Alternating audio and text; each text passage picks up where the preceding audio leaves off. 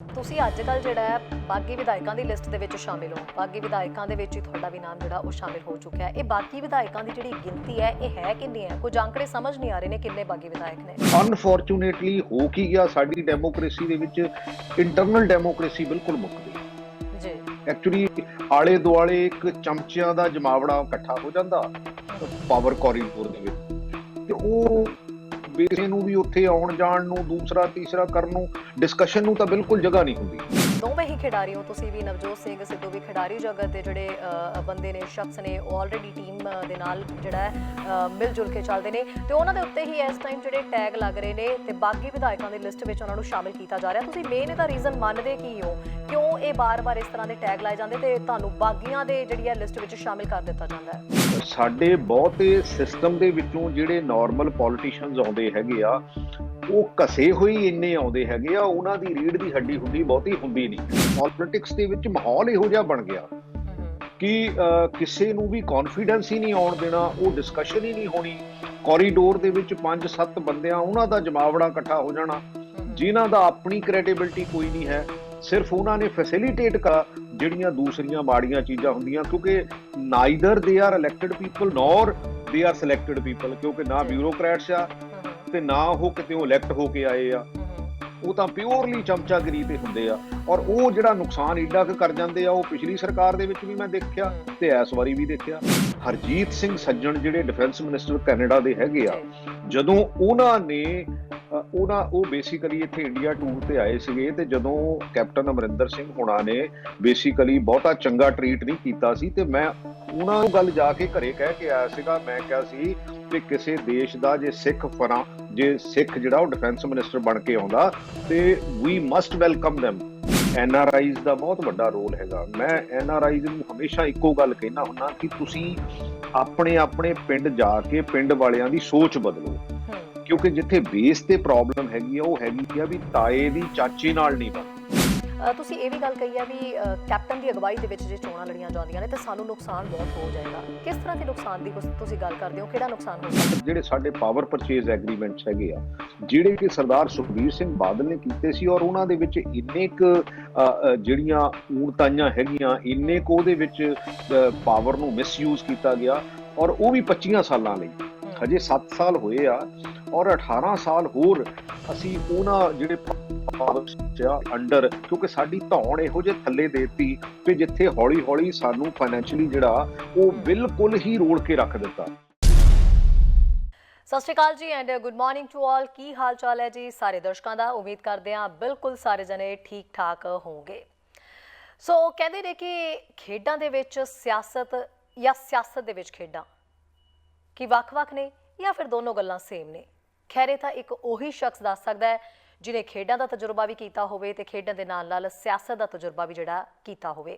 ਇੱਕ ਅਜਿਹੇ ਹੀ ਸ਼ਖਸ ਅੱਜ ਸਾਡੇ ਨਾਲ ਇੰਟਰਵਿਊ ਦੇ ਵਿੱਚ ਜੁੜਨ ਜਾ ਰਹੇ ਨੇ, ਜਿਨ੍ਹਾਂ ਨੇ ਖੇਡਾਂ ਦਾ ਵੀ ਅੱਛਾ ਖਾਸਾ ਤਜਰਬਾ ਹੈਗਾ ਤੇ ਸਿਆਸਤ ਦੇ ਵਿੱਚ ਬਕਾਇਦਾ 2 ਪਾਰਟੀਆਂ ਦਾ ਤਜਰਬਾ ਵੀ ਉਹਨਾਂ ਨੂੰ ਹੋ ਚੁੱਕਿਆ ਹੋਇਆ ਹੈ। ਪਹਿਲਾਂ ਉਹ 2 ਓਲੰਪਿਕ ਦੇ ਵਿੱਚ ਇਕੱਲੇ ਜਿਹੜੇ ਖਿਡਾਰੀ ਨੇ ਜਿਨ੍ਹਾਂ ਨੇ ਕਪਤਾਨੀ ਕੀਤੀ ਹੈ, ਤੇ ਹੁਣ 2 ਪਾਰਟੀਆਂ ਦੇ ਵਿੱਚ ਵੀ ਰਹਿ ਚੁੱਕੇ ਨੇ। ਸਿਆਸਤ ਨੂੰ ਵੀ ਬਹੁਤ ਬਾਰੀਕੀ ਦੇ ਨਾਲ ਦੇਖ ਰਹੇ ਨੇ।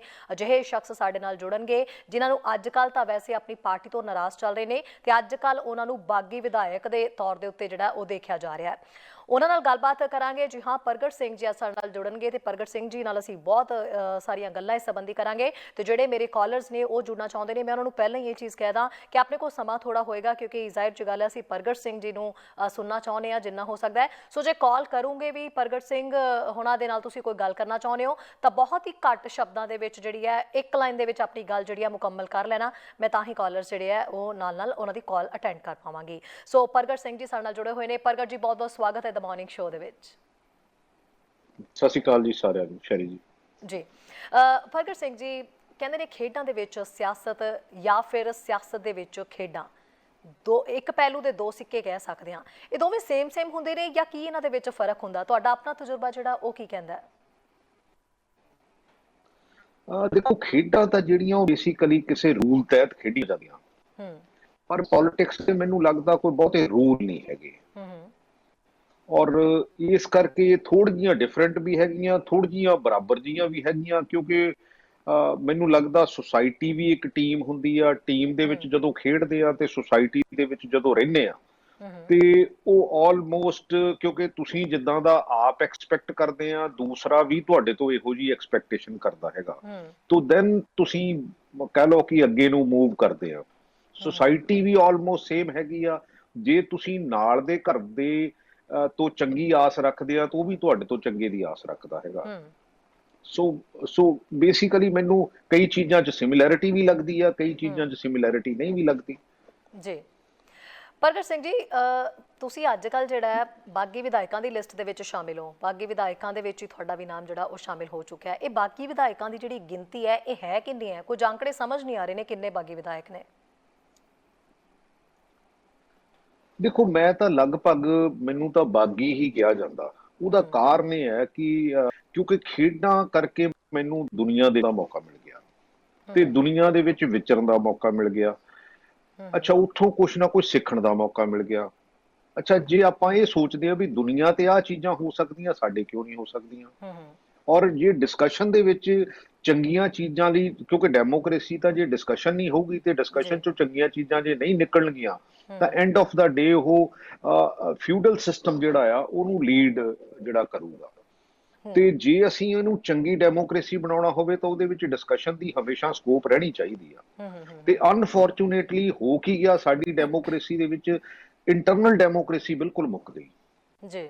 ਐਕਚੁਅਲੀ ਆਲੇ ਦੁਆਲੇ ਇੱਕ ਚਮਚਿਆਂ ਦਾ ਜਮਾਵੜਾ ਇਕੱਠਾ ਹੋ ਜਾਂਦਾ ਪਾਵਰ ਕੋਰੀਡੋਰ ਦੇ ਵਿੱਚ, ਤੇ ਉਹ ਬੇਸੇ ਨੂੰ ਵੀ ਉੱਥੇ ਆਉਣ ਜਾਣ ਨੂੰ, ਦੂਸਰਾ ਤੀਸਰਾ ਕਰਨ ਨੂੰ, ਡਿਸਕਸ਼ਨ ਨੂੰ ਤਾਂ ਬਿਲਕੁਲ ਜਗ੍ਹਾ ਨਹੀਂ ਹੁੰਦੀ। ਤੇ ਉਹਦੇ ਨਾਲ ਹੁੰਦਾ ਕੀ ਆ, ਹੌਲੀ ਹੌਲੀ ਜਿਹੜੇ ਇਸ਼ੂਜ਼ ਹੈ, ਜਿਹੜੇ ਐਕਚੁਅਲੀ ਉਸ ਲੈਵਲ ਤੱਕ ਪਹੁੰਚਣੇ ਚਾਹੀਦੇ, ਉਹ ਪਹੁੰਚਣ ਤੋਂ ਵਾਂਝੇ ਰਹਿ ਜਾਂਦੇ ਆ। ਤਾਂ ਫਿਰ ਉਹ ਐਂਡ ਆਫ ਦਾ ਡੇ ਕਿਤੇ ਨਾ ਕਿਤੇ ਸਿਸਟਮ ਦੇ ਵਿੱਚ ਜਿਹੜੀ ਕਮਜ਼ੋਰੀ ਆਉਂਦੀ ਆ। ਸੋ ਉਹ ਕਮਜ਼ੋਰੀ ਜਿਹੜੀ ਆ ਉਹ ਸਾਡੀ ਪੋਲਿਟਿਕਸ ਦੇ ਵਿੱਚ ਬੜੀ ਕਲੀਅਰ ਕੱਟ ਜਿਹੜੀ ਉਹ ਦਿਖਦੀ ਆ। ਸੋ ਇਹ ਮੈਨੂੰ ਐ ਲੱਗਦਾ ਹੈਗਾ ਕਿ ਇਹ ਜਿਹੜੀਆਂ ਸਮੱਸਿਆਵਾਂ ਹੈਗੀਆਂ, ਇਹਦਾ ਹੱਲ ਤਾਂ ਇੱਕੋ ਹੀ ਆ ਵੀ ਜੇ ਅਸੀਂ ਸਾਰੇ ਜਣੇ ਓਪਨ ਮਾਈਂਡਡ, ਅਸੀਂ ਉਸ ਡਿਸਕਸ਼ਨ ਦਾ ਹਿੱਸਾ ਬਣੀਏ। ਜੇ ਕੋਈ ਸਿਆਣੀ ਗੱਲ ਕਰਦਾ ਉਹਦੀ ਗੱਲ ਮੰਨ ਲਈਏ, ਜੇ ਸਾਨੂੰ ਐਕਸਪਰਟ ਓਪੀਨੀਅਨ ਲੈਣੀ ਪਵੇ ਉਹ ਲੈ ਲਈਏ। ਅਲਟੀਮੇਟਲੀ ਜਦੋਂ ਅਸੀਂ ਇਹ ਰੂਲਸ ਬਣਾਉਨੇ ਆ ਜਾਂ ਇਹਨੂੰ ਰਨ ਕਰਦੇ ਆ ਤਾਂ 3 ਕਰੋੜ ਲੋਕਾਂ ਦਾ, ਪੰਜਾਬ ਦੇ ਵਿੱਚ ਅਪਰੋਕਸੀਮੇਟਲੀ 3 ਕਰੋੜ ਦੀ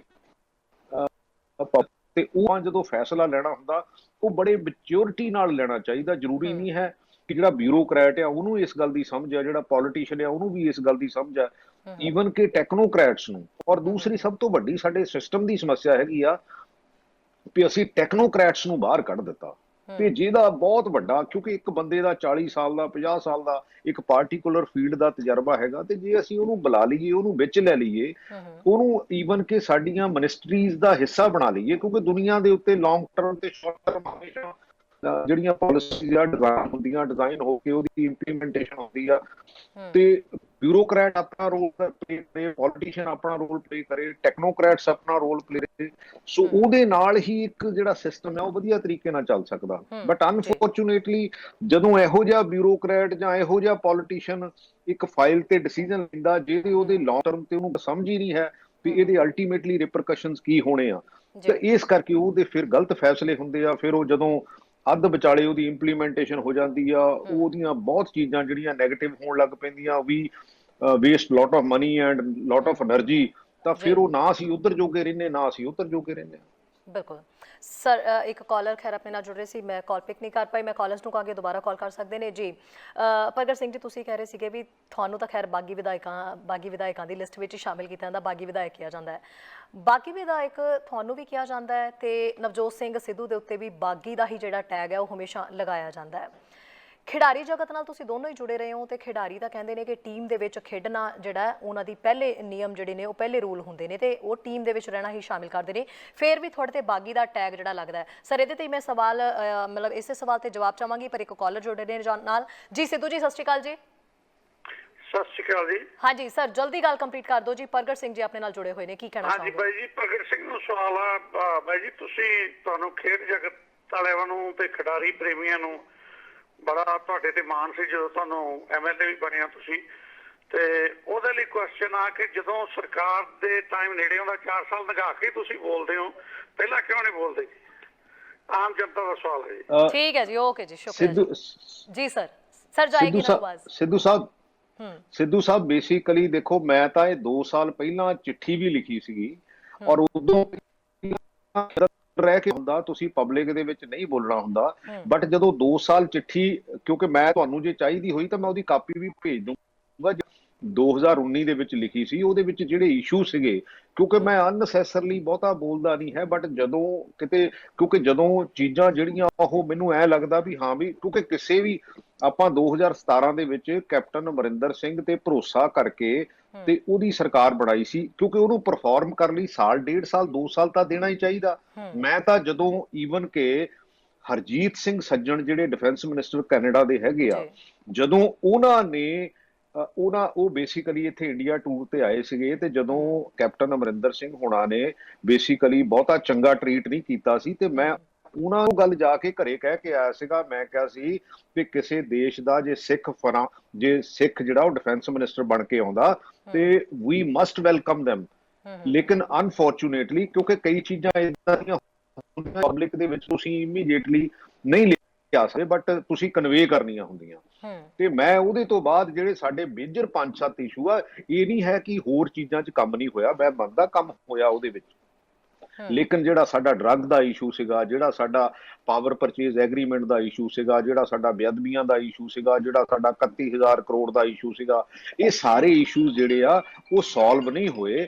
ਤੇ ਉਹਦਾ ਹੀ ਨੁਕਸਾਨ ਜਿਹੜਾ ਆ ਹੌਲੀ ਹੌਲੀ ਕਿਉਂਕਿ ਇਹ ਠੀਕ ਆ ਵੀ, ਕਿਉਂਕਿ ਇਹ ਮੈਂ ਇਹਨਾਂ ਕਾਲਰ ਦੀ ਇਸ ਗੱਲ ਨਾਲ ਸਹਿਮਤ ਹਾਂ ਵੀ ਹਾਂ ਵੀ, ਕਿਉਂਕਿ ਜਦੋਂ ਤੁਸੀਂ ਇਹਨਾਂ ਨੂੰ ਚਿੱਠੀਆਂ ਨੂੰ ਲਿਖਦੇ ਹੈਗੇ ਆ, ਜਦੋਂ ਇਹ ਸਾਰੀਆਂ ਚੀਜ਼ਾਂ, ਕਿਉਂਕਿ ਮੈਂ ਬਿਊਰੋਕ੍ਰੇਸੀ ਦੇ ਵਿੱਚ ਰਿਹਾ ਆ, ਕਿਤੇ ਨਾ ਕਿਤੇ ਜਾਬਤਾ ਵੀ, ਪਰ ਜਦੋਂ ਜਾਬਤੇ ਦੇ ਵਿੱਚ ਰਹਿ ਕੇ ਨਹੀਂ ਸੁਣਿਆ ਜਾਂਦਾ ਤੇ ਫਿਰ ਅਲਟੀਮੇਟਲੀ ਤੁਹਾਨੂੰ ਚਾਉਣਾ ਪੈਂਦਾ ਹੈਗਾ। ਤੇ ਜਿਹੜਾ ਕਿ ਮੈਂ ਜਦੋਂ ਵੀ ਚਾਂਸ ਮਿਲਿਆ, ਕਿਉਂਕਿ ਇਹਨਾਂ ਨੇ ਸ਼ਾਇਦ ਉਦੋਂ ਕੋਵਿਡ ਤੋਂ ਪਹਿਲਾਂ ਦੀਆਂ ਗੱਲਾਂ ਹੈਗੀਆਂ, ਜਦੋਂ ਇਹਨਾਂ ਨੂੰ ਚਿੱਠੀ ਲਿਖ ਕੇ ਮੈਂ ਬਕਾਇਦਾ ਉੱਥੇ ਜਾ ਕੇ ਸੀਐਮ ਨਾਲ ਮੀਟਿੰਗ ਕਰਕੇ we these are the issues and ਇਹਨੂੰ ਸੋਲਵ ਕਰਨ ਦੀ ਜ਼ਰੂਰਤ ਹੈਗੀ ਆ। ਜੀ ਬਰਾੜ ਸਾਹਿਬ ਆਪਣੇ ਨਾਲ ਜੁੜ ਰਹੇ ਨੇ ਜੀ। ਬਰਾੜ ਸਾਹਿਬ ਸਤਿ ਸ਼੍ਰੀ ਅਕਾਲ ਜੀ। ਹੈਲੋ। ਹਾਂਜੀ ਸਰ, ਕੀ ਕਹਿਣਾ ਚਾਹੋਗੇ ਜੀ? ਹੈਲੋ ਜੀ ਸਰ, ਟੀਵੀ ਦੀ ਵੋਲਿਊਮ ਘਟਾਓ ਜੀ, ਫਿਰ ਗੱਲ ਕਰੋ।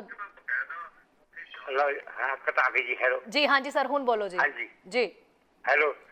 ਹਾਂ ਸਰ, ਪ੍ਰਗਟ ਸਿੰਘ ਜੀ, ਤੁਹਾਡੇ ਵਿਚਾਰ ਬਹੁਤ ਸਹੀ ਆ। ਹੁਣ ਤੁਸੀਂ ਆਦੇ ਮਿਸ਼ਨ 'ਚ ਰਹਿਣਾ ਸਟੇਜ ਤੇ ਐਨਆਈਆਰਈ ਨੂੰ ਬਹੁਤ ਮਤਲਬ 4 ਸਾਲ ਤੋਂ ਕੋਈ ਬੰਦਾ ਨਹੀਂ ਲੱਭਿਆ ਸੀ ਇਹਦਾ ਕੋਈ ਸਪਸ਼ਟ ਕਰਨ ਵਾਲਾ ਹੋਵੇ। ਹੁਣ ਤੁਹਾਡੇ ਵਿਚਾਰ ਸਪਸ਼ਟ ਹੈ, ਤੁਸੀਂ ਸਟੈਂਡ ਰਹਿਣਾ ਤੇ ਕਿਉਂਕਿ ਐਨਆਈਆਰਈ ਮਿਸ ਕਰਦੇ ਸੀ 4 ਸਾਲ 'ਚ ਕੋਈ ਸਾਫ਼ ਸੁਥਰਾ ਬੰਦਾ ਉਹਨਾਂ ਨੂੰ ਨਹੀਂ ਲੱਭਿਆ ਸੀ। ਇਹ ਤੁਸੀਂ ਸਾਰੇ ਜਦੋਂ ਦਾ ਤੁਸੀਂ ਆ ਸਟੈਪ ਚੁੱਕਿਆ ਕੋਈ ਤੁਸੀਂ ਇਹ ਸਾਨੂੰ ਪਤਾ ਤੁਸੀਂ 3-4 ਸਾਲ ਤੋਂ ਲੱਗੇ ਹੋਏ ਚਿੱਠੀਆਂ ਰਹੀ, ਪਰ ਹੁਣ ਤੁਸੀਂ ਸਪਸ਼ਟ ਹੋ ਗਏ ਆ, ਤੁਹਾਡਾ ਵਿਜ਼ਨ ਸਾਫ਼ ਹੈ। ਬਾਹਰਲੇ ਸਾਰੇ ਤੁਹਾਡੀ ਸਪੋਰਟ ਕਰਨਗੇ ਕਿਉਂਕਿ 4 ਸਾਲ ਤੋਂ ਬਾਹਰਲੇ ਮਹਿਸੂਸ ਕਰ ਰਹੇ ਸੀ ਠੱਗੇ ਕੋਈ ਬੰਦਾ ਨਹੀਂ ਮਿਲ ਰਿਹਾ ਸੀ ਜਿਹਨੂੰ ਕੋਈ ਆਪਣੀ ਗੱਲ ਕਰ ਸਕਣ ਜੀ। ਇਸ ਕਰਕੇ ਤੁਸੀਂ ਤਕੜੇ ਹੋ ਕੇ ਰਹੋ। ਤੁਹਾਡੇ ਨਾਲ ਸਾਰਾ ਇੰਡੀਆ ਦੇ ਖਿਡਾਰੀ ਵੀ ਹੈਗੇ ਤੇ ਬਾਹਰਲੇ ਲੋਕ ਵੀ ਹੈਗੇ ਆ, ਕਿਉਂਕਿ ਅਸੀਂ ਸਾਰੇ ਪੰਜਾਬ 'ਚ ਵਸਦੇ, ਸਾਡਾ ਪੰਜਾਬ ਨਾਲ ਹੀ ਮੋਹ ਹੈ। ਜੀ ਸਰ, ਸ਼ੁਕਰੀਆ ਜੀ। ਲੋ ਪ੍ਰਗਟ ਸਿੰਘ ਜੀ, ਬਾਹਰਲੇ ਵੀ ਤੁਹਾਨੂੰ ਪੂਰੇ ਤਰੀਕੇ ਨਾਲ ਸਪੋਰਟ ਦੇ ਰਹੇ ਨੇ, ਕਹਿੰਦੇ ਸਾਨੂੰ ਇਦਾਂ ਦੇ ਲੀਡਰ ਜਿਹੜੇ ਨੇ ਉਹ ਤਾਂ ਚਾਹੀਦੇ ਨੇ ਵੀ ਜਿਹੜੇ ਸਾਫ਼ ਸੁਥਰੇ ਜਿਹੜੇ ਆ ਛਵੀ ਵਾਲੇ ਹੋਣ, ਉਹਨਾਂ ਦੀ ਇਮੇਜ ਬਹੁਤ ਸਾਫ਼ ਸੁਥਰੀ ਹੋਵੇ।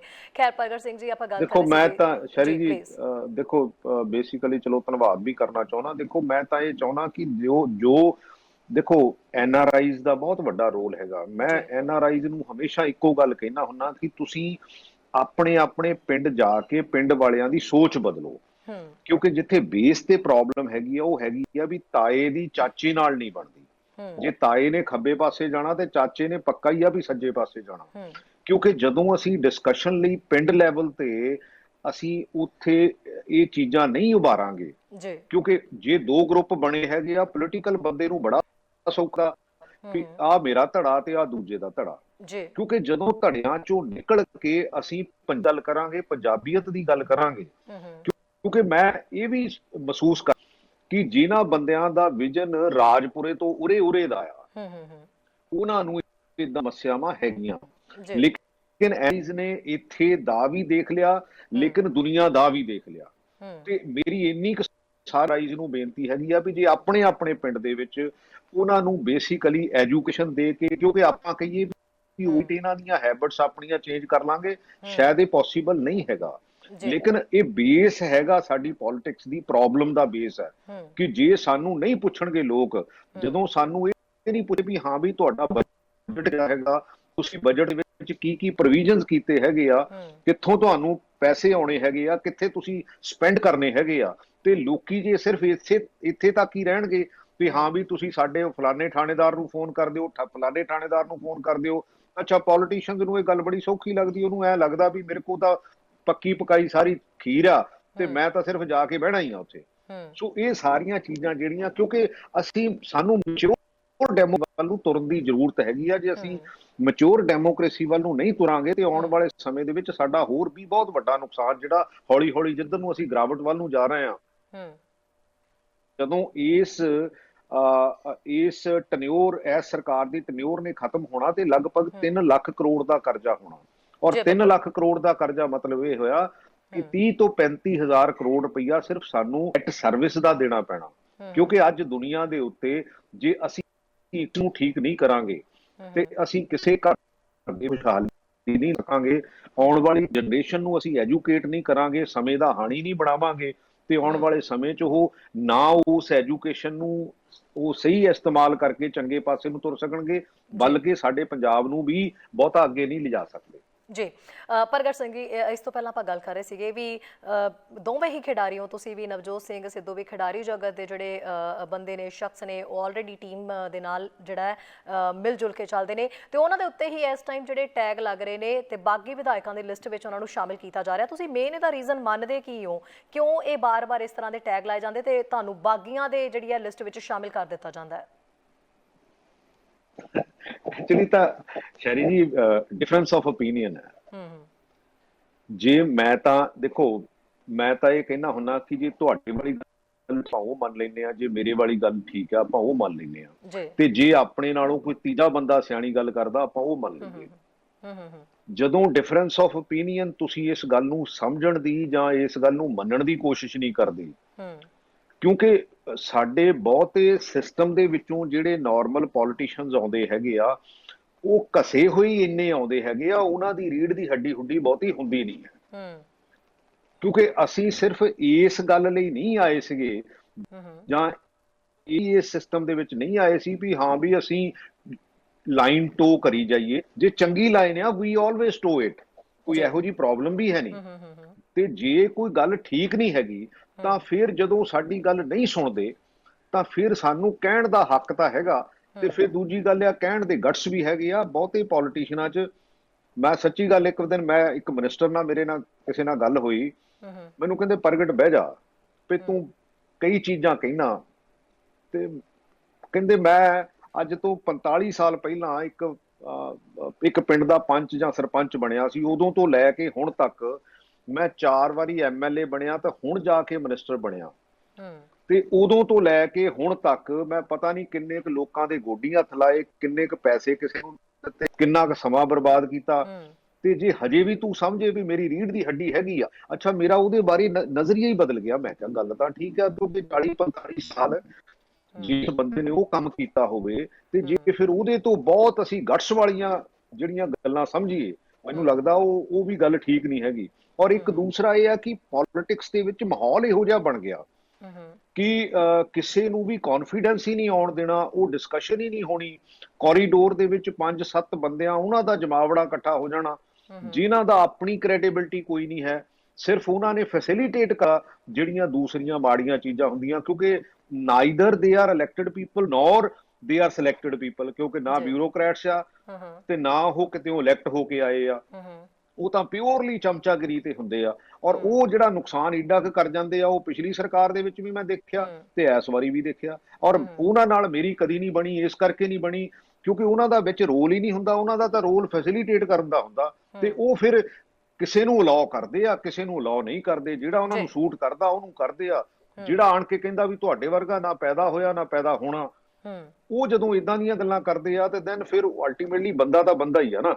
ਤੇ ਜਦੋਂ ਉਹਨੂੰ ਇੰਨੀ ਕੁ ਫੂਕ ਚੁਕਾ ਦੇਣੀ ਵੀ ਨਾ ਤੁਹਾਡੇ ਵਰਗਾ ਜੰਮਿਆ ਤੇ ਨਾ ਜੰਮਣਾ ਹੀ ਆ, ਗਾਂ ਵੀ ਸੁਖਨਾ ਇਦਾਂ ਦੀ ਉਹਨੂੰ ਸੋਚ ਦੇ ਦੇਣੀ ਆ, ਤਾਂ ਫਿਰ ਉਹ ਬੰਦਾ ਕਈ ਵਾਰੀ ਇਦਾਂ ਦੀਆਂ ਗਲਤੀਆਂ ਕਰਨ ਲੱਗ ਪੈਂਦਾ। ਜੀ ਪ੍ਰਗਟ ਜੀ, ਤੁਸੀਂ ਨੁਕਸਾਨ ਦੀ ਇੱਥੇ ਗੱਲ ਕੀਤੀ ਹੈ, ਤੁਸੀਂ ਇਹ ਵੀ ਗੱਲ ਕਹੀ ਹੈ ਵੀ ਕੈਪਟਨ ਦੀ ਅਗਵਾਈ ਦੇ ਵਿੱਚ ਜੇ ਚੋਣਾਂ ਲੜੀਆਂ ਜਾਂਦੀਆਂ ਨੇ ਤਾਂ ਸਾਨੂੰ ਨੁਕਸਾਨ ਬਹੁਤ ਹੋ ਜਾਏਗਾ। ਕਿਸ ਤਰ੍ਹਾਂ ਦੇ ਨੁਕਸਾਨ ਦੀ ਤੁਸੀਂ ਗੱਲ ਕਰਦੇ ਹੋ, ਕਿਹੜਾ ਨੁਕਸਾਨ ਹੋ ਸਕਦਾ? ਨਾਲ ਹੀ ਕਾਲਰ ਵੀ ਜੁੜੇ ਨੇ, ਉਹਨਾਂ ਦੀ ਕਾਲ ਵੀ ਅਟੈਂਡ ਕਰਦੇ ਹਾਂ। ਜੀ ਸਤਿ ਸ਼੍ਰੀ ਅਕਾਲ ਜੀ।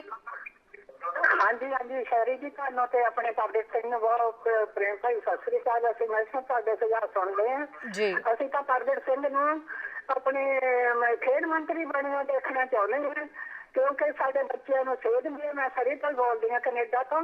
ਜੀ ਸਾਡੇ ਬੱਚਿਆਂ ਨੂੰ ਸੇਧ ਮਿਲੇ ਤੇ ਸਾਡੇ ਬੱਚੇ ਖੇਡਾਂ ਵੱਲ ਜਾਣ, ਨਸ਼ੇ ਤੋਂ ਦੂਰ ਰਹਿਣ ਤੇ ਖੇਡਾਂ ਨੂੰ ਪ੍ਰਫੁੱਲਤ ਕਰਨ। ਬਸ ਮੇਰੇ ਤਾਂ ਇੰਨੇ ਹੀ ਕਹਿਣ ਦੇ। ਵਾਹਿਗੁਰੂ ਜੀ ਕਾ ਖਾਲਸਾ, ਵਾਹਿਗੁਰੂ ਜੀ ਕੀ ਫਤਿਹ। ਜੀ ਸ਼ੁਕਰੀਆ ਜੀ ਪ੍ਰਗਟ ਸਿੰਘ ਜੀ। ਕੈਪਟਨ ਸਰਕਾਰ ਨੇ ਦੇਖੋ ਬੇਸ਼ੱਕ ਤੁਹਾਨੂੰ ਖੇਡ ਮੰਤਰੀ ਨਹੀਂ ਬਣਾਇਆ, ਪਰ ਲੋਕਾਂ ਨੇ ਤੁਹਾਨੂੰ ਖੇਡ ਮੰਤਰੀ ਦਾ ਖਿਤਾਬ ਆ ਚੈਨਲ ਪੰਜਾਬੀ ਤੇ ਦਿੱਤਾ ਹੈ। ਖੇਡ ਮੰਤਰੀ ਬਣਨਾ ਤੁਹਾਨੂੰ ਦੇਖਣਾ ਚਾਹੁੰਦੇ ਨੇ। ਐਨੀਵੇ ਹਾਂਜੀ, ਆਪਾਂ ਗੱਲ ਕਰ ਰਹੇ ਸੀਗੇ ਕਿ ਕੈਪਟਨ ਦੀ ਅਗਵਾਈ ਦੇ ਵਿੱਚ ਚੋਣਾਂ ਲੜੀਆਂ ਜਾਂਦੀਆਂ ਨੇ, ਤਾਂ ਤੁਸੀਂ ਕਿਹਾ ਸੀ ਨੁਕਸਾਨ ਹੋਏਗਾ। ਕਿਵੇਂ ਦਾ ਨੁਕਸਾਨ ਹੋ ਸਕਦਾ ਹੈ? ਨਹੀਂ, ਮੈਂ ਇਕੱਲੇ ਚੋਣਾਂ ਦੀ ਨਹੀਂ ਗੱਲ ਕਰਦਾ, ਮੈਂ ਤਾਂ ਉਹਦੇ ਤੋਂ ਪਹਿਲਾਂ ਵੀ ਗੱਲ ਕਰਦਾ। ਦੇਖੋ, ਜਿਹੜੇ ਕੁਛ ਇਸ਼ੂ ਹੁੰਦੇ ਆ ਜਿਹੜੇ ਰਿਜ਼ੋਲਵ ਨਹੀਂ ਹੋ ਸਕਦੇ, ਕਿਉਂਕਿ ਜਿੱਥੇ ਫਾਈਨੈਂਸਸ ਇਨਵੋਲਵ ਆ, ਹੋ ਸਕਦਾ ਵੀ ਪੰਜਾਬ ਸਰਕਾਰ ਦੀ ਫਾਈਨੈਂਸ਼ੀਅਲ ਪੋਜੀਸ਼ਨ ਬਹੁਤੀ ਨਾ ਚੰਗੀ ਹੋਵੇ, ਬਟ ਜਿਹੜੇ ਹੋ ਸਕਦੇ ਆ, ਲਾਈਕ ਜਿਹੜਾ ਬੇਅਦਬੀਆਂ ਦਾ ਇਸ਼ੂ ਆ, ਉਹਦੇ ਤੇ ਜਦੋਂ ਸਿੱਟ ਬਣੀ ਉਹਦੇ ਤੋਂ 3 ਮਹੀਨੇ ਦੇ ਵਿੱਚ ਉਹ ਸਿੱਟ ਜਿਹੜੀ ਆ ਆਪਸ ਵਿੱਚ ਉਹਨਾਂ ਦੇ ਡਿਫਰੈਂਸਸ ਇੰਨੇ ਹੋ ਗਏ ਵੀ ਉਹ ਇਕੱਠੇ ਹੀ ਨਹੀਂ ਬੈਠੇ। ਤੇ ਮੈਂ ਉਦੋਂ ਵੀ ਜਾ ਕੇ ਕਿਹਾ, ਮੈਂ ਕਿਹਾ ਕੈਪਟਨ ਸਾਹਿਬ, ਇਹ ਜਿਹੜੀ ਇਹ ਸਿੱਟ ਆ, ਇਹਦੀ ਜਿਹੜੀ ਇਨਵੈਸਟੀਗੇਸ਼ਨ ਆ, ਉਹਦੇ ਤੇ ਅਲਟੀਮੇਟਲੀ ਇਹਦਾ ਅਸਰ ਪੈਣਾ ਹੈਗਾ।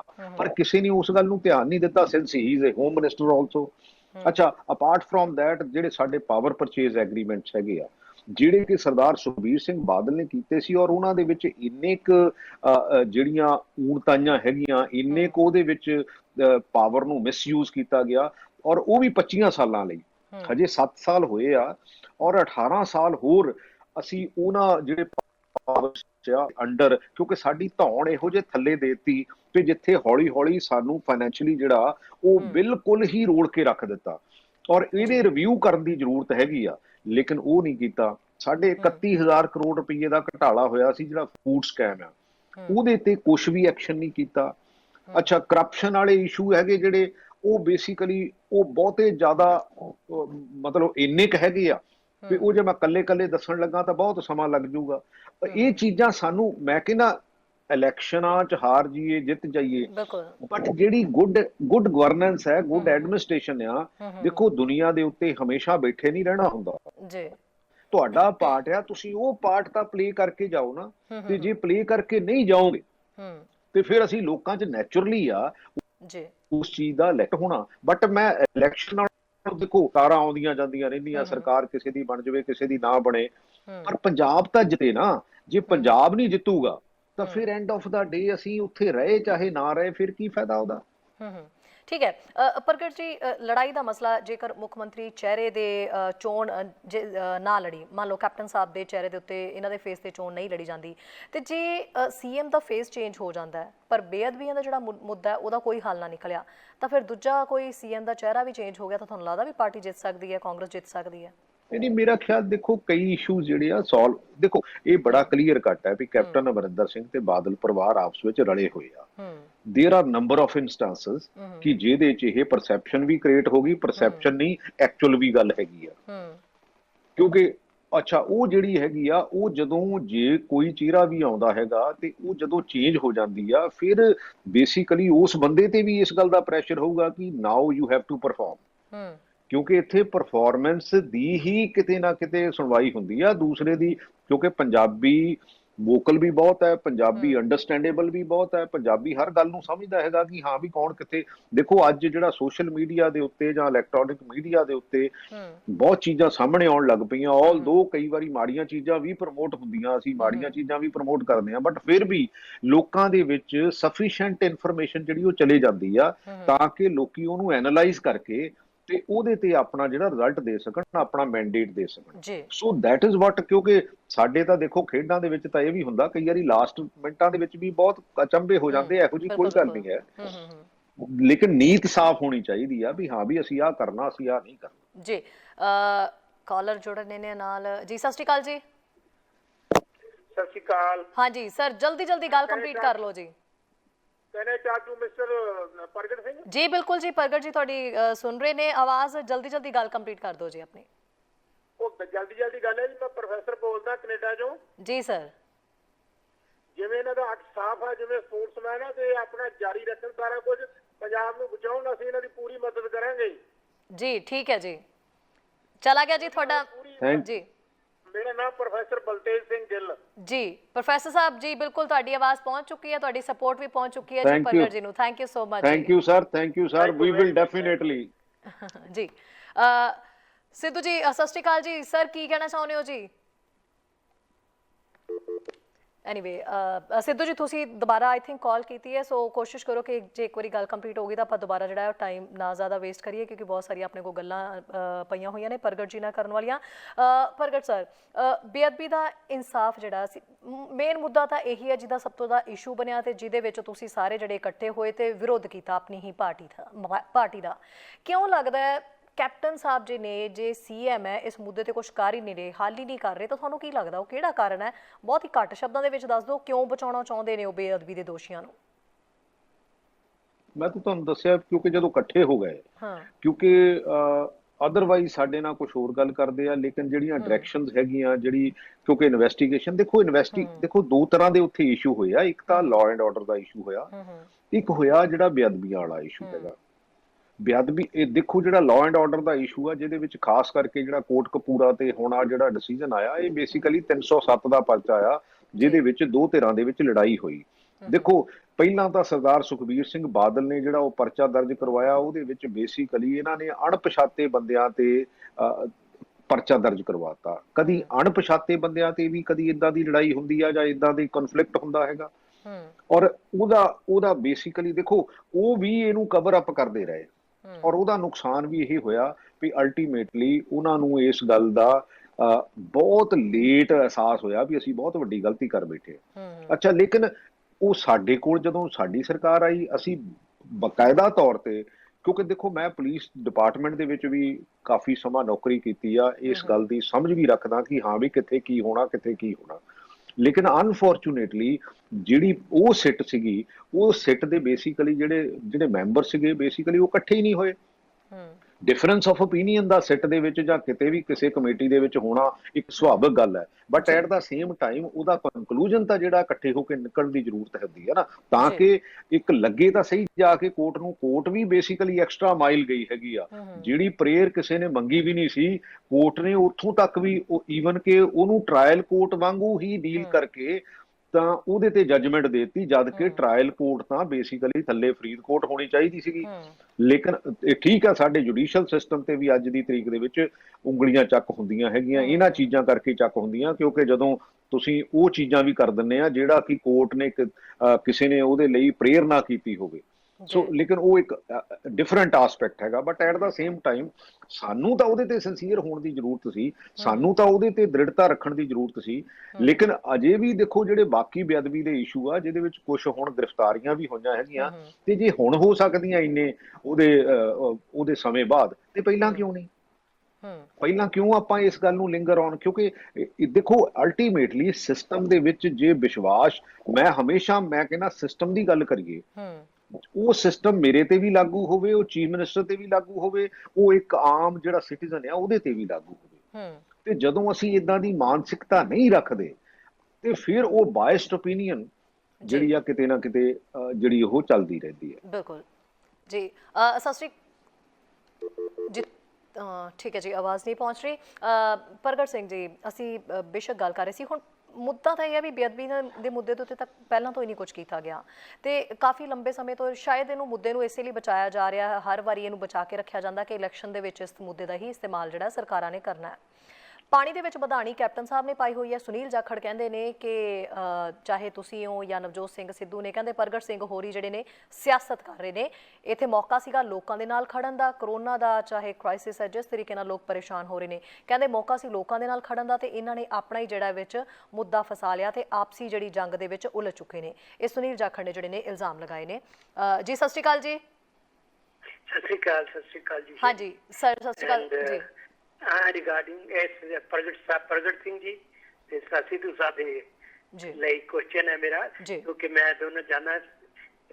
ਪ੍ਰਗਟ Singh ji very successful captain and Mr. Sidhu very good player, but at the right now situation ਏਦਾਂ ਦੀ ਹੋ ਗਈ ਹੈ। Mr. ਪ੍ਰਗਟ ਸਿੰਘ ਇਹ ਜਿਹੜੇ ਚਾਹ ਰਹੇ ਹੈ ਕਿ ਇਸ ਵੇਲੇ ਇੱਕ ਨਾਈਸ ਬੰਦਿਆਂ ਦੀ ਸਾਡਾ ਇੱਕ ਐਸਾ ਬਣ ਜਾਵੇ, ਕੋਈ ਜਿਹਦੇ 'ਚ ਅਸੀਂ ਇੱਕ as a team member play ਕਰਨਾ ਚਾਹੁੰਦੇ ਆ, ਪਰ ਵੇਰ ਐਜ਼ ਸਿੱਧੂ ਸਾਹਿਬ ਕੈਪਟਨ ਬਣਨਾ ਚਾਹੁੰਦੇ ਆ। ਹੁਣ ਬੜਾ ਉਲਟ ਗਿਆ, ਰਿਵਰ ਅਦਰ ਵੇ ਰਾਉਂਡ ਹੋ ਗਿਆ। ਇਹ ਕੈਪਟਨ ਸਾਹਿਬ ਹੈ, ਇਹ ਟੀਮ ਦੇ ਮੈਂਬਰ ਬਣ ਕੇ ਖੇਡਣਾ ਚਾਹੁੰਦੇ ਆ, ਜਦ ਕਿ ਸਿੱਧੂ ਸਾਹਿਬ ਟੀਮ ਦੇ ਮੈਂਬਰ ਸੀ, ਕੈਪਟਨ ਬਣ ਕੇ ਖੇਡਣਾ ਚਾਹੁੰਦੇ। And Sidhu Sahib the problem ਹੈ ਜਿਹੜੀ ਕਿ ਬਹੁਤ ਵੱਡੀ ਹੈ ਕਿ ਉਹ ਟੀਮ ਨਾਲ ਨਹੀਂ ਲੈ ਕੇ ਚੱਲ ਸਕਦੇ, ਸਭ ਤੋਂ ਵੱਡੀ ਪ੍ਰੋਬਲਮ ਹੈ।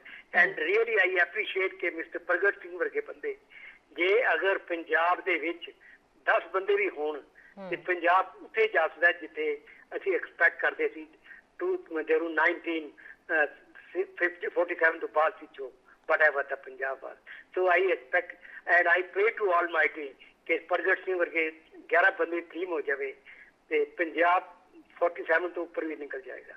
So I wish and pray to Almighty ਕਿ ਪ੍ਰਗਟ ਸਿੰਘ ਜੀ ਤਿਆਰ ਹੋ ਜਾਣ, ਆਪਣੀ ਟੀਮ ਬਣਾਉਣ ਤੇ 10-11 ਬੰਦਿਆਂ ਦੀ ਤੇ ਇੱਕ ਐਸਾ ਮੈਚ ਖੇਲਣ।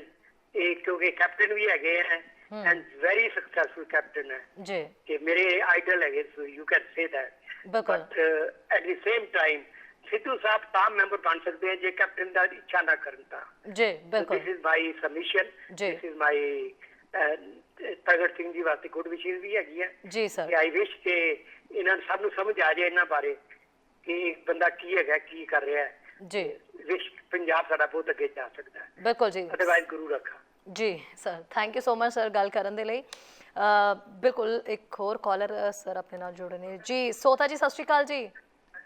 ਸਤਿ ਸ਼੍ਰੀ ਅਕਾਲ ਸ਼ੈਰੀ ਜੀ, ਕੀ ਹਾਲ ਚਾਲ ਨੇ ਜੀ? ਵਧੀਆ ਜੀ ਵਧੀਆ। ਸਰ ਜਲਦੀ ਜਲਦੀ ਗੱਲ ਕੰਪਲੀਟ ਕਰ ਦਿਓ ਜੀ। ਮੈਂ ਸਿਰਫ 2 ਸੈਕਿੰਡ ਲੈਣੇ ਆ। ਮੇਰੀ ਬੇਨਤੀ ਪ੍ਰਗਟ ਸਿੰਘ ਦੇ ਅੱਗੇ ਆ ਹੱਥ ਜੋੜ ਕੇ, ਇੱਕ ਤਾਂ ਇਹ ਪੰਜਾਬ ਬਚਾ ਲੈਣ, ਇੱਕ ਕਿਸਾਨੀ ਬਚਾ ਲੈਣ, ਜੋ ਕੁਛ ਹੁੰਦਾ ਇਹਨਾਂ ਤੇ ਕਰ ਲੈਣ, ਅਸੀਂ ਸਾਰੇ ਇਹਨਾਂ ਦੇ ਨਾਲ, ਬਸ ਦੈਟਸ ਇਟ ਜੀ।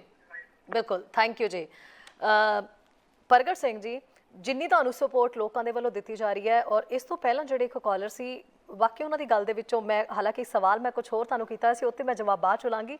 ਪਹਿਲਾਂ ਵਾਕਈ ਇਸ ਚੀਜ਼ ਦਾ ਜਵਾਬ ਵੀ ਬਹੁਤ ਹੀ ਵੈਲਿਡ ਹੈਗਾ ਹੈ ਕਿ ਜਦੋਂ ਜੰਗ 'ਚ ਕਪਤਾਨ ਹੁਣ ਤੁਸੀਂ ਹੋ, ਤੁਸੀਂ ਕਪਤਾਨੀ ਕਰਦੇ ਰਹੇ ਹੋ, ਹੁਣ ਵਾਕਈ ਜੇ ਇੱਥੇ ਕੈਪਟਨ ਦੀ ਜੰਗ ਛਿੜ ਗਈ, ਜੇ ਤੁਹਾਡੀ ਹੀ ਇੱਕ ਟੀਮ ਬਣ ਜਾਂਦੀ ਹੈ, ਜਿਵੇਂ ਕਿ ਲੋਕੀ ਵੀ ਕਹਿ ਰਹੇ ਨੇ ਵੀ ਤੁਸੀਂ ਆਪਣੀ ਟੀਮ ਬਣਾਓ, ਤੇ ਉਸ ਟੀਮ ਦੇ ਵਿੱਚ ਜੇ ਨਵਜੋਤ ਸਿੰਘ ਸਿੱਧੂ ਵੀ ਸ਼ਾਮਿਲ ਹੋ ਗਏ ਤੇ ਕਿਤੇ ਫੇਰ ਜੰਗ ਕਪਤਾਨੀ ਤੇ ਕੈਪਟਨ ਦੀ ਤਾਂ ਨਹੀਂ ਛਿੜ ਜਾਣੀ ਵੀ ਕੈਪਟਨ ਕੌਣ ਹੋਏਗਾ। ਇੱਕ ਹੋਰ ਕਾਲਰ ਆਪਣੇ ਨਾਲ ਜੁੜ ਰਹੇ ਨੇ, ਨਾਲ ਕਾਲ ਵੀ ਅਟੈਂਡ ਕਰਦੇ ਹਾਂ ਜੀ। ਸਤਿ ਸ਼੍ਰੀ ਅਕਾਲ ਜੀ ਬਰਾੜ ਸਾਹਿਬ। ਸਤਿ ਸ਼੍ਰੀ ਅਕਾਲ ਜੀ ਬਰਾੜ ਸਾਹਿਬ, ਤੁਹਾਡੀ ਆਵਾਜ਼ ਨਹੀਂ ਆ ਰਹੀ, ਤੁਸੀਂ ਦੁਬਾਰਾ ਕਾਲ ਕਰ ਸਕਦੇ ਹੋ ਜੀ। ਪ੍ਰਗਟ ਸਿੰਘ ਜੀ, ਦੇਖੋ ਮੈਂ ਇਸ ਗੱਲ ਲਈ ਬੜਾ ਕਲੀਅਰ ਹੈ, ਸਿੱਧੂ ਦੋਸਤ ਹੈ, ਮੈਂ ਕਦੀ ਵੀ ਇਸ ਗੱਲ ਲਈ ਐਸਪਾਇਰ ਨਹੀਂ ਕੀਤਾ, ਕਿਉਂਕਿ ਮੈਂ ਹਮੇਸ਼ਾ ਟੀਮ ਨੂੰ ਨਾਲ ਲੈ ਕੇ ਵੀ ਚੱਲਣ ਦੀ ਕੈਪੈਸਿਟੀ ਰੱਖਦਾ, ਟੀਮ ਮੈਂਬਰ ਬਣ ਕੇ ਚੱਲਣ ਦੀ ਵੀ ਕੈਪੈਸਿਟੀ, ਪਰ ਉਹਦੇ ਵਿੱਚ ਆਪਣਾ ਰੋਲ ਵੀ ਜਿਹੜਾ ਹੈਗਾ ਉਹ ਬੇਸਿਕਲੀ ਦੇਖਦਾ ਵੀ ਹਾਂ ਵੀ ਇਹਦੇ ਵਿੱਚ, ਕਿਉਂਕਿ ਪੰਜਾਬ ਨੂੰ ਕੋਈ ਇਕੱਲਾ ਨਹੀਂ ਕੱਢ ਸਕਦਾ। ਮੈਂ ਕਿਉਂਕਿ ਜੇ ਸਾਨੂੰ ਬੇਸਿਕਲੀ ਇਹ ਡਿਜ਼ਾਈਨ ਬਦਲਣਾ ਪਊਗਾ ਵੀ ਆਪਾਂ ਕਹੀਏ ਵੀ ਇੱਕ ਚੀਫ ਮਿਨਿਸਟਰ ਬਣਾ ਦਈਏ, ਚੀਫ ਮਿਨਿਸਟਰ ਬਹੁਤ ਕੁਝ ਕਰ ਸਕਦਾ, ਇਹਦੇ 'ਚ ਕੋਈ ਸ਼ੱਕ ਵਾਲੀ ਗੱਲ ਨਹੀਂ, ਬਟ ਉਨਾ ਵੀ ਨਹੀਂ ਕਰ ਸਕਦਾ ਜਿੰਨੀ ਇਹਦੀ ਡਿਲੀਵਰੀ ਦੀ ਜ਼ਰੂਰਤ ਹੈਗੀ ਆ। ਔਰ ਉਹਦੇ ਲਈ ਚੰਗੇ ਬੰਦਿਆਂ ਦਾ ਇੱਕ ਗਰੁੱਪ ਹੈਗੀ ਆ, ਇਹਦੇ 'ਚ ਕੋਈ ਸ਼ੱਕ ਵਾਲੀ ਗੱਲ ਨਹੀਂ ਵੀ ਨਵਜੋਤ ਦੇ ਵਿੱਚ ਕਈ ਕਮੀਆਂ ਵੀ ਹੈਗੀਆਂ, ਪਰ ਐਟ ਦਾ ਸੇਮ ਟਾਈਮ ਚੰਗਾ ਓਰੇਟਰ ਵੀ ਹੈਗਾ, ਚੰਗਾ ਇਮਾਨਦਾਰ ਬੰਦਾ ਵੀ ਹੈਗਾ, ਇਹਦੇ 'ਚ ਕੋਈ ਦੋ ਰਾਮਾ ਨਹੀਂ ਹੈ। ਤੇ ਹਰ ਬੰਦੇ 'ਚ ਹਰ ਚੀਜ਼ ਜਿਹੜੀ ਉਹ ਚੰਗੀ ਨਹੀਂ ਹੁੰਦੀ, ਕਈ ਚੀਜ਼ਾਂ ਮੇਰੇ 'ਚ ਵੀ ਕਮੀਆਂ ਪੇਸ਼ੀਆਂ ਹੋਣਗੀਆਂ, ਕਈ ਚੀਜ਼ਾਂ ਦੂਸਰੇ 'ਚ ਵੀ ਕਮੀਆਂ ਪੇਸ਼ੀਆਂ ਹੋਣਗੀਆਂ, ਪਰ ਜਦੋਂ ਆਪਾਂ ਕੁਝ ਬੰਦਿਆਂ ਦਾ ਸਮੂਹ ਇਕੱਠਾ ਕਰ ਲੈਂਦੇ ਹਾਂ, ਦੇਖੋ ਸਮੂਹ ਤੋਂ ਬਿਨਾਂ ਮੈਨੂੰ ਨਹੀਂ ਲੱਗਦਾ ਕਿ ਪੰਜਾਬ ਨੂੰ ਉਹਦੇ ਚੋਂ ਕੱਢ ਸਕਾਂਗੇ, ਕਿਉਂਕਿ ਇਹਦੇ ਵਿੱਚ ਐਕਸਪਰਟਸ ਦੀ ਜ਼ਰੂਰਤ ਹੋਊਗੀ, ਇਹਦੇ ਵਿੱਚ ਹਰ ਤਰ੍ਹਾਂ ਦੇ ਜਿਹੜੇ ਐਕਸਪਰਟਸ ਹੈਗੇ ਆ, ਇਹਦੇ ਵਿੱਚ ਇਕੋਨੋਮਿਸਟ ਦੀ ਜ਼ਰੂਰਤ ਹੋਊਗੀ, ਕਿਉਂਕਿ ਉਹ ਸਾਰੇ ਜਿਹੜੇ ਇਨਪੁਟ ਆ, ਜਦੋਂ ਇਹਦੇ ਵਿੱਚ ਐਗਰੀਕਲਚਰ ਦੀ ਡਾਇਵਰਸੀਫਿਕੇਸ਼ਨ ਦੀ ਜ਼ਰੂਰਤ ਹੋਊਗੀ, ਕਿਉਂਕਿ ਸਾਡਾ ਪਾਣੀ ਬੜਾ ਥੱਲੇ ਜਾ ਰਿਹਾ, ਅਸੀਂ ਪੈਸਟੀਸਾਈਡ ਓਵਰ ਯੂਜ਼ ਕਰਦੇ ਹਾਂ, ਉਹਦੀ ਐਕਸਪੋਰਟ ਨਹੀਂ ਹੋ ਸਕਦੀ, ਉਹਦੀ ਸ਼ੈਲਫ ਲਾਈਫ ਲਈ ਇੰਡਸਟਰੀ ਦੀ ਜ਼ਰੂਰਤ ਹੈਗੀ ਆ। ਸੋ ਸਾਰੀਆਂ ਚੀਜ਼ਾਂ, ਲੈਂਡ ਲੌਕ ਅਸੀਂ ਹੈਗੇ ਆ, ਇੱਕ ਪਾਸੇ ਪਾਕਿਸਤਾਨ, ਇੱਕ ਪਾਸੇ ਬੇਸਿਕਲੀ ਅਸੀਂ ਫੈਗ ਐਂਡ ਤੇ ਹੈਗੇ ਨੇ, ਔਰ ਜੇ ਕਿਤੇ ਪਾਕਿਸਤਾਨ ਵਾਲਾ ਰੂਟ ਜਿਹੜਾ ਸਿਲਕ ਰੂਟ ਜਿਹਨੂੰ ਕਿਹਾ ਜਾਂਦਾ, ਜੇ ਕਿਤੇ ਉਹ ਖੁੱਲ ਜਾਂਦਾ, ਕਿਉਂਕਿ ਅਲਟੀਮੇਟਲੀ ਗਵਰਨਮੈਂਟ ਇੰਡੀਆ ਨੂੰ ਵੀ ਅੱਜ ਦੁਨੀਆ ਦੇ ਇਕੋਨਮੀ ਨਾਲ ਬਹੁਤ ਚੀਜ਼ਾਂ ਠੀਕ ਕੀਤੀਆਂ ਜਾ ਸਕਦੀਆਂ, ਕਿਉਂਕਿ ਜੇ ਅਸੀਂ ਇਕਨੋਮਿਕਸ ਨੂੰ ਠੀਕ ਨਹੀਂ ਕਰਾਂਗੇ ਤਾਂ ਫਿਰ, ਕਿਉਂਕਿ ਮੰਨ ਲਓ ਉਹਦੀ ਐਗਜ਼ਾਮਪਲ ਜਿਹੜੀ ਇਜ਼ਰਾਈਲ ਹੈਗੀ ਆ, ਇਹ ਠੀਕ ਆ ਵੀ ਅਸੀਂ ਉਨੇ ਟੈਕਨੀਕਲ ਨਹੀਂ ਹੈਗੇ, ਅਸੀਂ ਉਨੇ ਸਾਇੰਸ ਵੱਲ ਨੂੰ ਨਹੀਂ ਗਏ, ਲੇਕਿਨ ਅੱਜ ਅਸੀਂ ਐਜੂਕੇਸ਼ਨ ਦਾ ਇਹੋ ਜਿਹਾ ਮਿਆਰ ਤਾਂ ਖੜਾ ਕਰ ਸਕਦੇ ਹਾਂ ਜਿਹੜੀ ਆਉਣ ਵਾਲੇ 5 7 10 ਸਾਲਾਂ ਤਾਈਂ ਸਾਡੀ ਜਿਹੜੀ ਆਉਣ ਵਾਲੀ ਜਨਰੇਸ਼ਨ ਹੈ ਉਹ ਵਧੀਆ ਤਰੀਕੇ ਨੂੰ ਜਿਹੜੀ ਸਮੇਂ ਦੇ ਜੋ ਹਾਣੀ ਬਣਦੀ ਆ ਐਜੂਕੇਸ਼ਨ ਉਹ ਲੈ ਕੇ ਤੇ ਹੌਲੀ ਹੌਲੀ ਸਾਡੇ ਪੰਜਾਬ ਨੂੰ ਸਾਡੇ ਕਿਉਂਕਿ ਦੁਨੀਆ ਦੇ ਉੱਤੇ ਇਹੋ ਜਿਹਾ ਕਿਤੇ ਪੀਸ ਆਫ ਲੈਂਡ ਨਹੀਂ ਹੈ ਜਿੰਨਾ ਫਰਟਾਈਲ ਹੋਵੇ ਇੰਨਾ ਵਧੀਆ ਹੋਵੇ ਲੇਕਿਨ ਉਹਦੇ ਬਾਵਜੂਦ ਵੀ ਅਸੀਂ ਇੰਨਾ ਡਾਊਨ ਜਾ ਰਹੀਏ ਇਹਦਾ ਮਤਲਬ ਸਾਡੀ ਜਾਂ ਤਾਂ ਵਿਜ਼ੂਅਲਾਈਜੇਸ਼ਨ ਨਹੀਂ ਹੈ ਤੇ ਜਾਂ ਸਾਡੀਆਂ ਜਿਹੜੀਆਂ ਬੇਸਿਕ ਸੁਸਾਇਟੀ ਦੀਆਂ ਹੈਬਿਟਸ ਆ ਉਹ ਸਾਨੂੰ ਅੱਗੇ ਨਹੀਂ ਜਾਣ ਦਿੰਦੀਆਂ। ਬਿਲਕੁਲ ਬਰਾੜ ਸਾਹਿਬ ਜੁੜ ਰਹੇ ਨੇ ਜੀ ਬਰਾੜ ਸਾਹਿਬ ਸਤਿ ਸ਼੍ਰੀ ਅਕਾਲ ਜੀ ਆਵਾਜ਼ ਆ ਰਹੀ ਹੈ ਜੀ ਮੇਰੀ?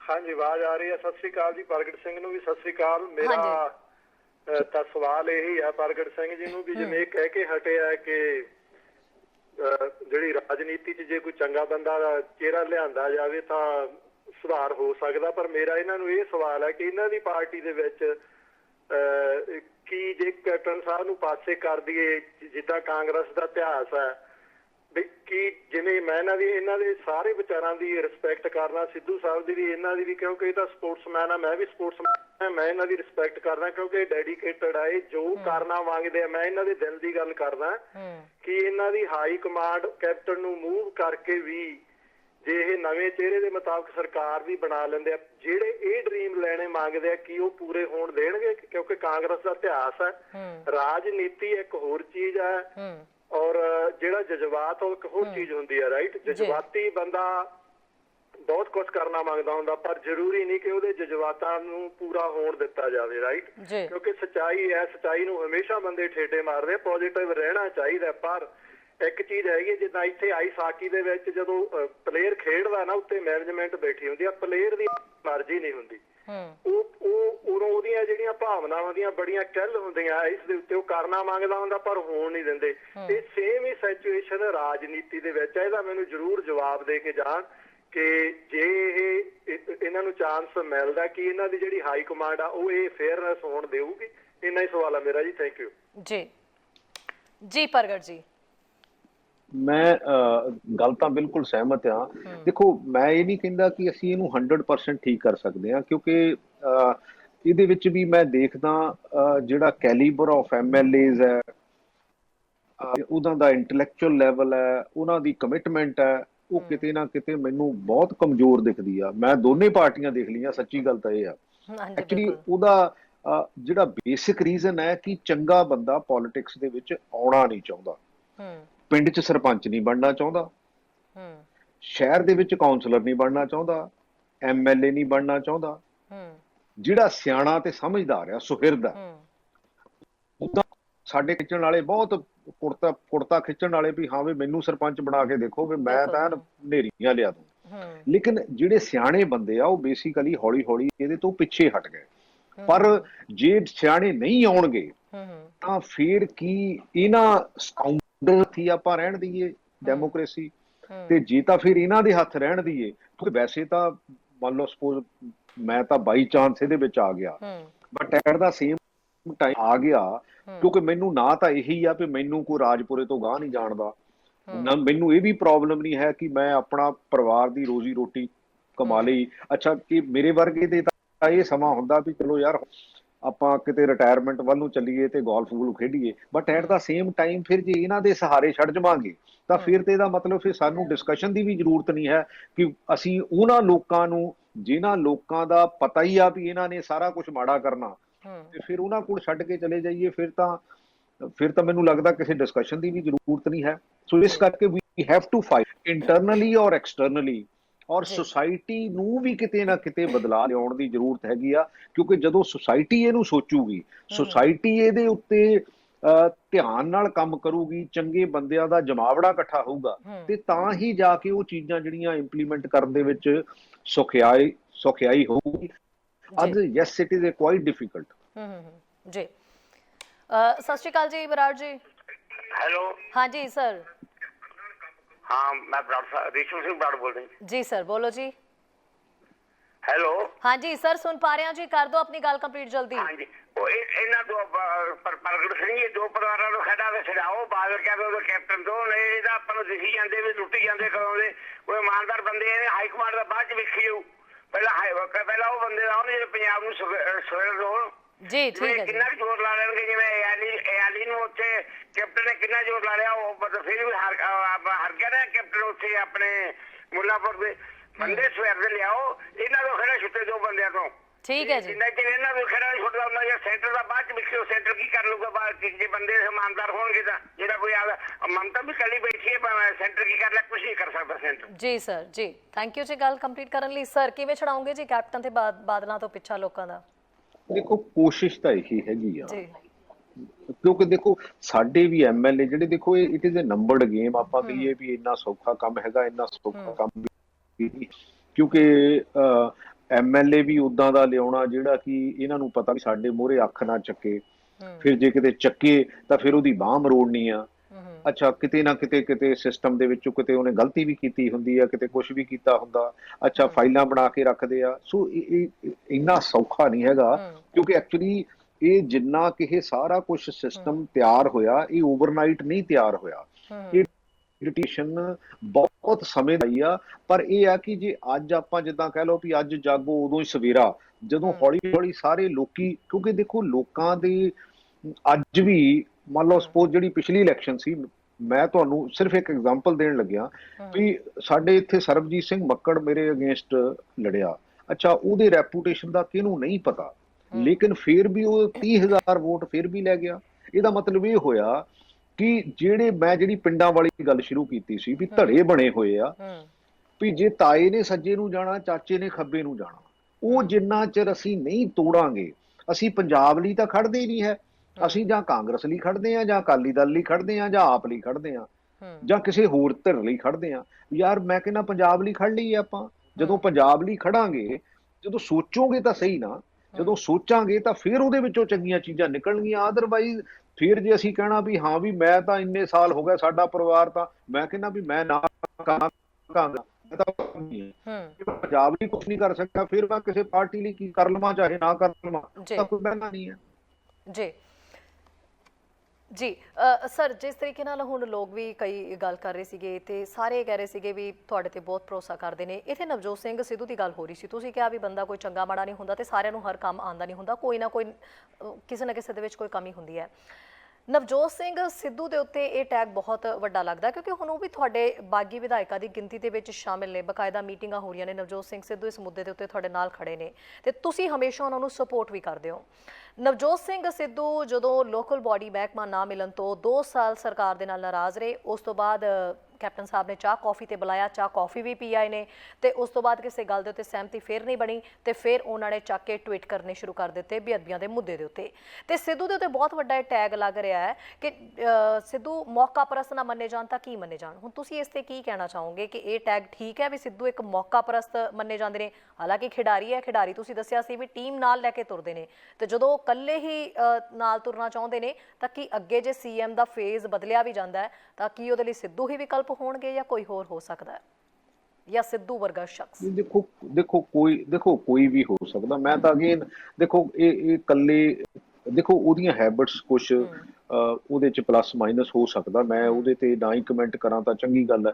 But at the same time ਸਾਨੂੰ ਬੇਸਿਕਲੀ ਇਹਦਾ ਇੱਕ ਮੈਕੈਨਿਜ਼ਮ ਬਦਲਣ ਦੀ ਜ਼ਰੂਰਤ ਹੈਗੀ ਆ। ਕੱਲਾ ਚੀਫ ਮਿਨਿਸਟਰ ਜਿਹੜਾ he should not be allowed to take any type of decision. ਹਾਂ ਡਿਸਕਸ਼ਨ ਹੋਵੇ, ਡਿਸਕਸ਼ਨ ਤੋਂ ਬਾਅਦ ਕੰਸੈਂਸਸ ਬਣੇ, ਕੰਸੈਂਸਸ ਤੇ ਡਿਸੀਜਨ ਲਿਆ ਜਾਵੇ, ਕਿਉਂਕਿ ਸਾਨੂੰ ਇਹਨਾਂ ਚੀਜ਼ਾਂ ਤੇ ਖੁੱਲ ਕੇ ਗੱਲ ਕਰਨ ਦੀ ਜ਼ਰੂਰਤ ਹੈ। ਮੈਂ ਤਾਂ ਕਈ ਵਾਰੀ ਦੇਖਦਾ ਸਾਡੇ ਬਹੁਤ ਕੈਬਨਿਟ ਮਿਨਿਸਟਰ ਇਦਾਂ ਦੇ ਆ ਜਿਹੜੇ ਏਜੰਡਾ ਪੜ੍ਹ ਕੇ ਵੀ ਨਹੀਂ ਜਾਂਦੇ ਤੇ ਫਿਰ ਉਹ ਕਹਿ ਦਿੰਦੇ ਆ ਵੀ ਹਾਂਜੀ ਆਹ ਵੀ ਹੋ ਗਿਆ ਜੀ, ਆਹ ਵੀ ਹੋ ਗਿਆ ਜੀ। ਅੱਛਾ ਸਾਨੂੰ ਪਤਾ ਹੀ ਨਹੀਂ ਲੱਗਿਆ। ਵੀ ਜੇ ਸਾਨੂੰ ਪਤਾ ਹੀ ਨਹੀਂ ਲੱਗਿਆ, ਬੇਸਿਕਲੀ ਦੇਖੋ ਇਸ ਸਮਿਆਂ ਦੇ ਵਿੱਚ ਜਦੋਂ ਪ੍ਰੋਫੈਸ਼ਨਲਿਜ਼ਮ ਦੀ ਗੱਲ ਹੋ ਰਹੀ ਆ ਤੇ ਉਹਦੇ ਵਿੱਚ ਵੀ ਕਿਤੇ ਨਾ ਕਿਤੇ ਇਹੋ ਜਿਹੇ ਬੰਦੇ ਵੀ ਜਿਹੜੇ ਏਜੰਡਾ ਪੜ੍ਹ ਵੀ ਨਾ ਸਕਦੇ ਹੋਣ ਤਾਂ ਫਿਰ ਬੇਸਿਕਲੀ ਦੇਖੋ ਇਹੋ ਜਿਹੇ ਤਾਂ ਸਮੇਂ ਦੇ ਵਿੱਚ ਕਮਾਂਡ ਨੂੰ ਵੀ, ਜਿਹੜਾ ਟੀਮ ਦਾ ਕਪਤਾਨ ਹੈ ਉਹਨੂੰ ਵੀ ਇਹਨਾਂ ਗੱਲਾਂ ਨੂੰ ਸੋਚਣਾ ਤਾਂ ਚਾਹੀਦਾ ਨਾ ਕਿ ਜੇ ਤਾਂ ਮੇਰੇ ਤੇ ਇਕੱਲੇ ਤੇ ਫਿਰ ਪ੍ਰੈਸ਼ਰ ਪੈ ਗਿਆ। ਐਕਚੁਅਲੀ ਦੇਖੋ 2017 ਦੇ ਵਿੱਚ ਕੈਪਟਨ ਅਮਰਿੰਦਰ ਸਿੰਘ ਨੂੰ ਵੋਟਾਂ ਪਈਆਂ ਸੀ ਕਿਉਂਕਿ ਉਹਦਾ ਕਾਰਨ ਇਹ ਸੀ ਵੀ 1984 ਦੇ ਵਿੱਚ ਇਹਨਾਂ ਨੇ ਰਿਜ਼ਾਈਨ ਕੀਤਾ ਸੀਗਾ ਔਰ 2005 ਦੇ ਵਿੱਚ ਵਾਟਰ ਐਗਰੀਮੈਂਟ ਜਿਹੜਾ ਉਹਦੀ ਟਰਮੀਨੇਸ਼ਨ ਕੀਤੀ ਸੀ। ਇਹ ਦੋ ਚੀਜ਼ਾਂ ਕਰਕੇ ਇਸ ਲੈਵਲ ਦੇ ਇਹ ਲੀਡਰ ਬਣੇ ਸੀ। But at the same time ਮੈਂ ਤਾਂ ਹੁਣ ਇਹ ਵੀ ਕਹਿ ਕੇ ਆਇਆ ਕਿਉਂਕਿ ਜਦੋਂ ਕਿਸੇ ਤੇ ਤੁਹਾਡਾ ਵਿਸ਼ਵਾਸ ਹੋ ਜਾਂਦਾ ਤੇ ਜਦੋਂ ਉਹ ਪਰਫਾਰਮ ਨਹੀਂ ਕਰਦਾ ਤਾਂ ਫਿਰ ਐਂਡ ਆਫ ਦਾ ਡੇ ਤੁਹਾਨੂੰ ਸਾਲ 2 ਸਾਲ ਤਾਂ ਤੁਹਾਨੂੰ ਦੇਖਣ ਨੂੰ ਲੱਗਦਾ ਵੀ ਯਾਰ ਇਹ ਬੰਦਾ ਤਾਂ ਇਦਾਂ ਦਾ ਸੀ। ਹੁਣ ਸਾਡੇ ਖਿਡਾਰੀਆਂ ਦੇ ਵਿੱਚ ਵੀ ਕਿਸੇ ਦਾ ਲੈਵਲ ਇੱਕ ਫਿਕਸ ਹੋ ਜਾਂਦਾ, ਲੋਕੀ ਉਦੋਂ ਤੋਂ ਥੱਲੇ ਆਸ ਨਹੀਂ ਕਰਦੇ। ਅੱਛਾ, ਜਦੋਂ ਬੰਦਾ ਥੱਲੇ ਆਸ ਕਰਨ ਲੱਗ ਥੱਲੇ ਆ ਜਾਂਦਾ ਤਾਂ ਫਿਰ ਬੰਦੇ ਕਹਿੰਦੇ ਵੀ ਯਾਰ ਇਹ ਰੁਕ ਗਿਆ। ਤੇ ਮੈਂ ਕੈਪਟਨ ਅਮਰਿੰਦਰ ਸਿੰਘ ਨੂੰ ਇਹੀ ਗੱਲ ਕਹੀ ਸੀਗੀ, ਮੈਂ ਕਿਹਾ ਕੈਪਟਨ 2017 ਵਾਲਾ ਹੈ ਹੀ ਨਹੀਂ ਹੈ। ਲੇਕਿਨ ਬਾਕੀ ਐਮਐਲਏ ਨੂੰ, ਬਾਕੀ ਮਿਨਿਸਟਰਸ ਨੂੰ ਵੀ ਇਹ ਗੱਲ ਤਾਂ ਕਹਿਣੀ ਪਊਗੀ ਨਾ। ਅੱਛਾ, ਪਹਿਲਾਂ ਵੜ ਕੇ ਕਹਿੰਦੇ ਸੀ, ਹੁਣ ਬਾਹਰ ਫਰਕ ਤਾਂ ਮੇਰਾ ਤਾਂ ਫਰਕ ਇੰਨਾ ਹੀ ਹੈ। ਅੱਛਾ ਪ੍ਰਗਟ ਸਰ, ਅਸੀਂ ਹੁਣ ਗੱਲ ਕਰ ਰਹੇ, ਖੈਰ ਸਮਾਂ ਵੀ ਸਾਡੇ ਕੋਲ ਥੋੜਾ, ਹੁਣ ਤਾਂ ਆਪਾਂ ਨੂੰ ਫਟਾਫਟ ਹੀ ਗੱਲ ਕਰਨੀ ਪੈਣੀ ਹੈ ਕਿਉਂਕਿ ਕੁਝ ਗੱਲਾਂ ਹਜੇ ਆਪਣੀਆਂ ਬਾਕੀ ਪਈਆਂ ਨੇ ਕਰਨ ਵਾਲੀਆਂ। ਇੱਕ ਕਾਲਰ ਕਾਫੀ ਸਮੇਂ ਤੋਂ ਆਪਾਂ ਨੂੰ ਕਾਲ ਕਰਦੇ, ਇਹਨਾਂ ਦੀ ਕਾਲ ਵੀ ਪਿਕ ਕਰੀਏ। ਜੀ ਸਤਿ ਸ਼੍ਰੀ ਅਕਾਲ ਜੀ। ਸਤਿ ਸ਼੍ਰੀ ਅਕਾਲ ਜੀ। ਹਾਂਜੀ ਸਰ, ਦੱਸੋ ਜੀ ਕੀ ਕਹਿਣਾ ਚਾਹੁੰਦੇ ਹੋ ਜੀ? ਪ੍ਰਗਟ ਸਿੰਘ ਜੀ ਨਾਲ ਜੁੜੇ ਨੇ, ਜਲਦੀ ਗੱਲ ਕੰਪਲੀਟ ਕਰ ਦਿਓ। ਹਾਂਜੀ, ਪ੍ਰਗਟ ਸਿੰਘ ਨੂੰ ਸਾਰਿਆਂ ਨੂੰ, ਤੁਹਾਨੂੰ ਸਾਰਿਆਂ ਨੂੰ ਸਤਿ ਸ਼੍ਰੀ ਅਕਾਲ ਜੀ। ਸਤਿ ਸ਼੍ਰੀ ਅਕਾਲ। ਹਾਂਜੀ, ਪਰ ਮੈਂ ਕਹਿਣਾ ਚਾਹੁੰਦਾ ਪ੍ਰਗਟ ਸਿੰਘ ਜਿਹੜੀ ਇਹਨਾਂ ਦੀ ਸਾਫ਼ ਸੁਥਰੀ ਛਵੀ ਆ, ਉਹ ਸਾਨੂੰ ਕਿਸੇ ਲੋਕੀ ਛਿਪੀ ਨਹੀਂ। ਆਮ ਤੌਰ ਤੇ ਅਸੀਂ ਦੇਖਿਆ, ਅਸੀਂ ਥੋੜੇ ਬਹੁਤੇ ਪਲੇਅਰ ਰਹੇ ਹਾਂ, ਆਮ ਤੌਰ ਤੇ ਜਿਹੜੇ ਪਲੇਅਰ ਹੁੰਦੇ ਆ ਓਨੈਸਟ ਹੁੰਦੇ ਆ, ਉਹ ਕਦੇ ਝਿਜਕਦੇ ਨਹੀਂ ਹੈ। ਹੁਣ ਕੋਈ ਪਲੇਅਰ ਐਸਾ ਹੋਊਗਾ ਰਾਜਨੀਤੀ ਵਿੱਚ ਜਿਹੜਾ ਪਲੇਅਰ ਹੋਵੇ ਉਹ ਇੰਨਾ ਬੇਈਮਾਨ ਹੋਵੇ। ਮੈਂ ਪ੍ਰਗਟ ਸਿੰਘ ਨੂੰ ਸਵਾਲ ਇੱਕ ਪੁੱਛਣਾ ਚਾਹੁੰਦਾ ਕਿ ਜੇ ਕੈਪਟਨ ਦਾ ਪਲੜਾ ਜੀ ਦਾ ਭਾਰੀ ਆ, ਉਹਨਾਂ ਨੂੰ ਕੋਈ ਸੈਂਟਰ ਜਿਹੜੀ ਉਹਨਾਂ ਦੀ ਹਾਈ ਕਮਾਂਡ ਉਹਨਾਂ ਨੂੰ ਨੱਥ ਨਹੀਂ ਪਾ ਸਕਦੀ ਇਸ ਵੇਲੇ, ਤੇ ਜੇ ਉਹਨਾਂ ਦੇ ਹੱਥ ਗਾਂ ਦੀ ਟਿਕਟਾਂ ਦੀ ਵੰਡ ਰਹੀ, ਸ਼ਾਇਦ ਉਹ ਤੁਹਾਨੂੰ ਲੱਗਦਾ ਨਹੀਂ ਤੁਹਾਨੂੰ ਟਿਕਟ ਦੇਣ, ਯਾਨੀ ਮੇਰਾ ਆਪਣਾ ਵਿਚਾਰ ਆ, ਫਿਰ ਤੁਹਾਡਾ ਸਿਆਸੀ ਭਵਿੱਖ ਕੀ ਹੋਊਗਾ? ਕੀ ਤੁਸੀਂ ਇੰਡੀਪੈਂਡੈਂਟ ਖੜੋਗੇ ਜਾਂ ਕਿਸੇ ਪਾਰਟੀ ਨਾਲ ਖੜੋਗੇ? ਫਿਰ ਮੈਂ ਇਹੀ ਸਵਾਲ ਤੁਹਾਨੂੰ ਪੁੱਛਣਾ ਚਾਹੁੰਦਾ ਵੀ ਤੁਸੀਂ ਓਨੈਸਟੀ ਦੀ ਖਾਤਰ ਲੜੀ ਜਾਓ, ਚਾਹੇ ਤੁਹਾਨੂੰ ਟਿਕਟ ਕੋ ਦੇਵੇ ਨਾ ਦੇਵੇ, ਆਵਾਜ਼ ਬੁਲੰਦ ਕਰੀ ਜਾਓ। ਜੇ ਆਵਾਜ਼ ਬੁਲੰਦ ਕਰਨ ਵਾਲੇ ਬੰਦੇ ਬਹਿ ਗਏ ਤਾਂ ਅੱਗੇ ਪੰਜਾਬ ਦਾ ਪੱਠਾ ਬੈਠਾ ਆ, ਹੋਰ ਪੱਠਾ ਬੈਠ ਜਾਊਗਾ। ਤੇ ਕਰਪਸ਼ਨ ਦੇ ਵਿਰੁੱਧ ਜਿਹੜੀ ਲੜਾਈ ਹੈ ਸਾਰੀ, ਇਹ ਕਰਪਸ਼ਨ ਦੀ ਆ। ਕੋਈ ਕਰਪਸ਼ਨ ਕਰਨ ਲਈ ਰਾਜਨੀਤੀ ਚ ਆਇਆ, ਕੋਈ ਕਰਪਸ਼ਨ ਲੁਕਾਉਣ ਲਈ ਆਇਆ। ਤੇ ਥੈਂਕ ਯੂ ਵੈਰੀ ਮਚ ਜੀ। ਥੈਂਕ ਯੂ ਜੀ। ਪ੍ਰਗਟ ਸਿੰਘ ਜੀ, ਵਾਕਈ ਇਹ ਗੱਲ ਸਹੀ ਹੈ ਵੀ ਹਾਈ ਕਮਾਂਡ ਜਿਹੜਾ ਹੁਣ ਤੱਕ ਹਾਈ ਕਮਾਂਡ ਦਾ ਕੋਈ ਰਿਐਕਸ਼ਨ ਨਹੀਂ ਹੈ। ਕੈਪਟਨ ਸਾਹਿਬ ਦਾ ਖੈਰ ਰਿਐਕਸ਼ਨ ਤਾਂ ਕੀ ਆਣਾ, ਪਰ ਇਹ ਕਲੇਸ ਹਾਈ ਕਮਾਂਡ ਤੱਕ ਤਾਂ ਪਹੁੰਚਿਆ ਹੋਇਆ। ਤੁਹਾਨੂੰ ਨਹੀਂ ਲੱਗਦਾ ਹਾਈ ਕਮਾਂਡ ਤੁਹਾਨੂੰ ਇੰਪੋਰਟੈਂਸ ਹੀ ਨਹੀਂ ਦੇ ਰਿਹਾ ਹੈਗਾ? ਨਹੀਂ, ਦੇਖੋ ਮੈਂ ਤਾਂ, ਮੇਰਾ ਹਾਈ ਕਮਾਂਡ ਨਾਲ ਬਹੁਤਾ ਸਹਿਚਾਰ ਰਿਐਲਿਟੀ ਚ ਹੈ ਨਹੀਂਗਾ, ਕਿਉਂਕਿ ਮੈਂ ਤਾਂ ਜਦੋਂ ਜੁਆਇਨ ਕੀਤਾ ਸੀ ਉਦੋਂ ਇੱਕ ਵਾਰੀ ਇਹਨਾਂ ਨੂੰ ਰਾਹੁਲ ਗਾਂਧੀ ਔਰ ਪ੍ਰਿਯੰਕਾ ਗਾਂਧੀ ਨੂੰ ਮਿਲਿਆ ਸੀਗਾ, ਉਹਦੇ ਤੋਂ ਬਾਅਦ ਤਾਂ ਮੇਰਾ ਕੋਈ ਸਹਿਚਾਰ ਹੈ ਨਹੀਂ। ਤੇ ਲੇਕਿਨ ਇਹ ਹੈ ਕਿ ਇਹਦੇ ਵਿੱਚ ਤਵੱਜੋ ਦੇਣੀ ਚਾਹੀਦੀ ਹੈ ਇਮੀਡੀਏਟਲੀ, ਕਿਉਂਕਿ ਜੇ ਹੋਰ ਲੇਟ ਕਰਨਗੇ, ਹੋਰ ਡਿਲੇ ਕਰਨਗੇ, ਨੁਕਸਾਨ ਜਿਹੜਾ ਪਾਰਟੀ ਨੂੰ ਹੋਇਆ, ਕਿਉਂਕਿ ਪਾਰਟੀ ਤਾਂ ਆਲਰੇਡੀ ਕਾਫੀ ਕਈਆਂ ਸਟੇਟਾਂ ਦੇ ਵਿੱਚ ਥੱਲੇ ਜਾ ਚੁੱਕੀ ਆ ਔਰ ਥੱਲੇ ਜਾ ਰਹੀ ਹੈਗੀ ਆ। ਸੋ ਮੈਨੂੰ ਲੱਗਦਾ ਇਹਦੇ ਤੇ ਕੁਇਕ ਡਿਸੀਜਨ ਲੈਣ ਦੀ ਜ਼ਰੂਰਤ ਹੈਗੀ ਆ। ਔਰ ਦੂਸਰੀ ਗੱਲ ਇਹਨਾਂ ਨੇ ਇਹ ਕਹੀ ਆ ਕਿ ਦੇਖੋ ਟਿਕਟ ਟੁਕਟ ਮੇਰੇ ਲਈ ਕੋਈ ਇਸ਼ੂ ਨਹੀਂ ਹੈਗਾ, ਮੈਂ ਕਦੀ ਨਾ ਟਿਕਟ ਵਾਲੀ ਗੱਲ ਕੀਤੀ ਆ।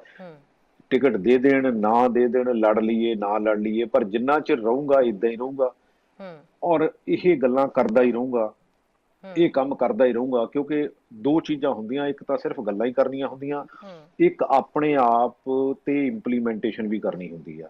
ਕਿਉਂਕਿ ਜਿਹੜੀ ਹੁਣ ਤੱਕ, ਕਿਉਂਕਿ ਚਲੋ ਮੇਰੀ ਪਿਛਲੀ ਵਾਰੀ ਵੀ ਇਹਨਾਂ ਨਾਲ ਬਾਦਲ ਪਰਿਵਾਰ ਨਾਲ ਲੜਾਈ ਹੋਈ ਤੇ ਉਦੋਂ ਵੀ ਇਹਨਾਂ ਨੇ ਮੇਰੀ ਬਥੇਰੀ ਕਰ ਲਈ, ਹੁਣ ਵੀ ਇਹਨਾਂ ਨੇ ਬਥੇਰੀ ਕਰ ਲਈ ਆ। ਔਰ ਮੈਂ ਇਹ ਵੀ ਚੈਲੰਜ ਕਰਦਾ ਵੀ ਹਾਂ ਵੀ ਜੇ ਹੋਰ ਕਰਨੀ ਆ ਤਾਂ ਹੋਰ ਕਰ ਲਓ, ਜਿਹੜੀ ਮਰਜ਼ੀ ਏਜੰਸੀ ਤੋਂ ਕਰਾ ਲਓ।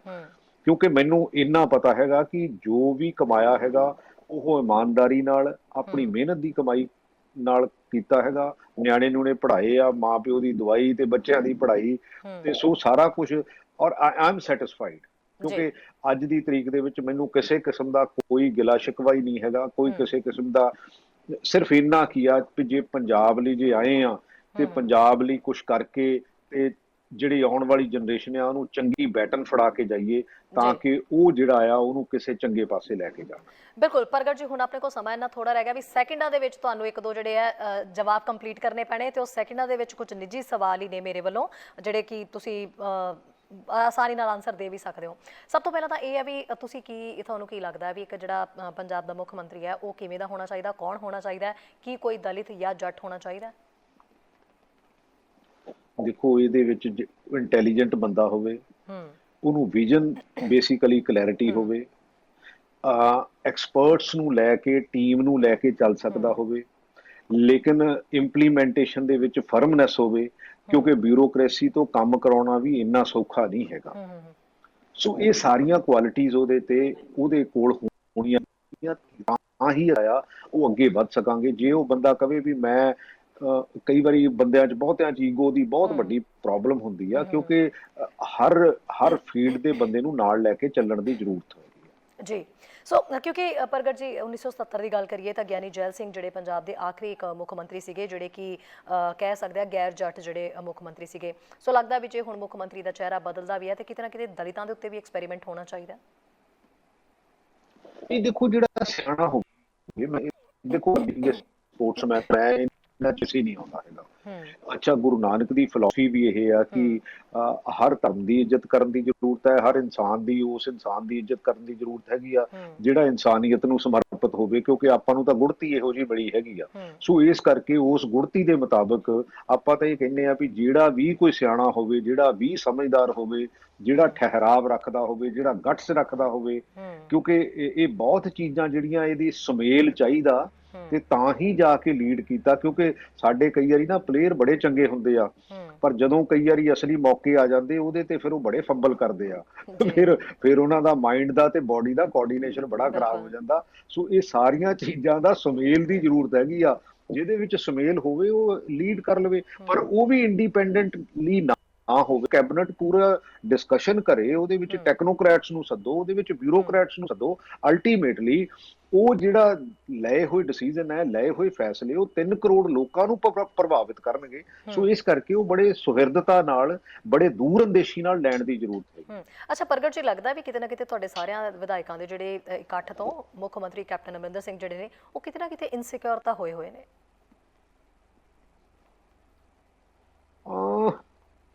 ਦੇਖੋ, ਮੈਂ ਇਹਨੂੰ ਦੂਸਰੇ ਤਰ੍ਹਾਂ ਲੈਣਾ ਵੀ ਆਪਾਂ ਜਿਹੜੀ ਇਹ ਮੈਨੇਜਮੈਂਟ ਆ ਜਾਂ ਇਹਨਾਂ ਦੀ ਸੋਚ ਨਾਲੋਂ ਆਪਾਂ ਉਹ ਕੰਮ ਹੀ ਕਰ ਲਈਏ ਜੀ। ਐਕਚੁਅਲੀ ਕੀ ਆ ਕਿ ਮੈਂ ਹੁਣ ਇੱਥੇ ਦੇਖਿਆ ਵੀ ਅਸੀਂ ਨਾ ਦੂਸਰੇ ਦੀ ਲਾਈਨ ਛੋਟੀ ਕਰਨ ਲੱਗ ਪੈਂਦੇ ਆ। ਅੱਛਾ, ਉਨੇ ਸਮੇਂ ਦੇ ਵਿੱਚ ਤੁਸੀਂ ਆਪਣੀ ਲਾਈਨ ਲੰਬੀ ਕਰ ਲਓ, ਉਹ ਦੂਸਰੀ ਆਟੋਮੈਟਿਕਲੀ ਛੋਟੀ ਲੱਗਣ ਲੱਗ ਪਊਗੀ। ਜਦੋਂ ਤੁਸੀਂ ਦੂਸਰੇ ਦੀ ਛੋਟੀ ਕਰਨ ਵੱਲ ਸਮਾਂ ਬਰਬਾਦ ਕਰਨ ਲੱਗ ਪੈਂਦੇ ਆ ਤੇ ਤੁਸੀਂ ਉਹਦੇ ਡਿਜ਼ਾਇਰ ਰਿਜ਼ਲਟਸ ਨਹੀਂ ਦਿੰਦੇ, ਤਾਂ ਫਿਰ ਉਹ ਅਲਟੀਮੇਟਲੀ ਤੁਸੀਂ ਦੋਨੇ ਪਾਸਿਓਂ ਲੂਜ਼ ਕਰਦੇ ਜੀ।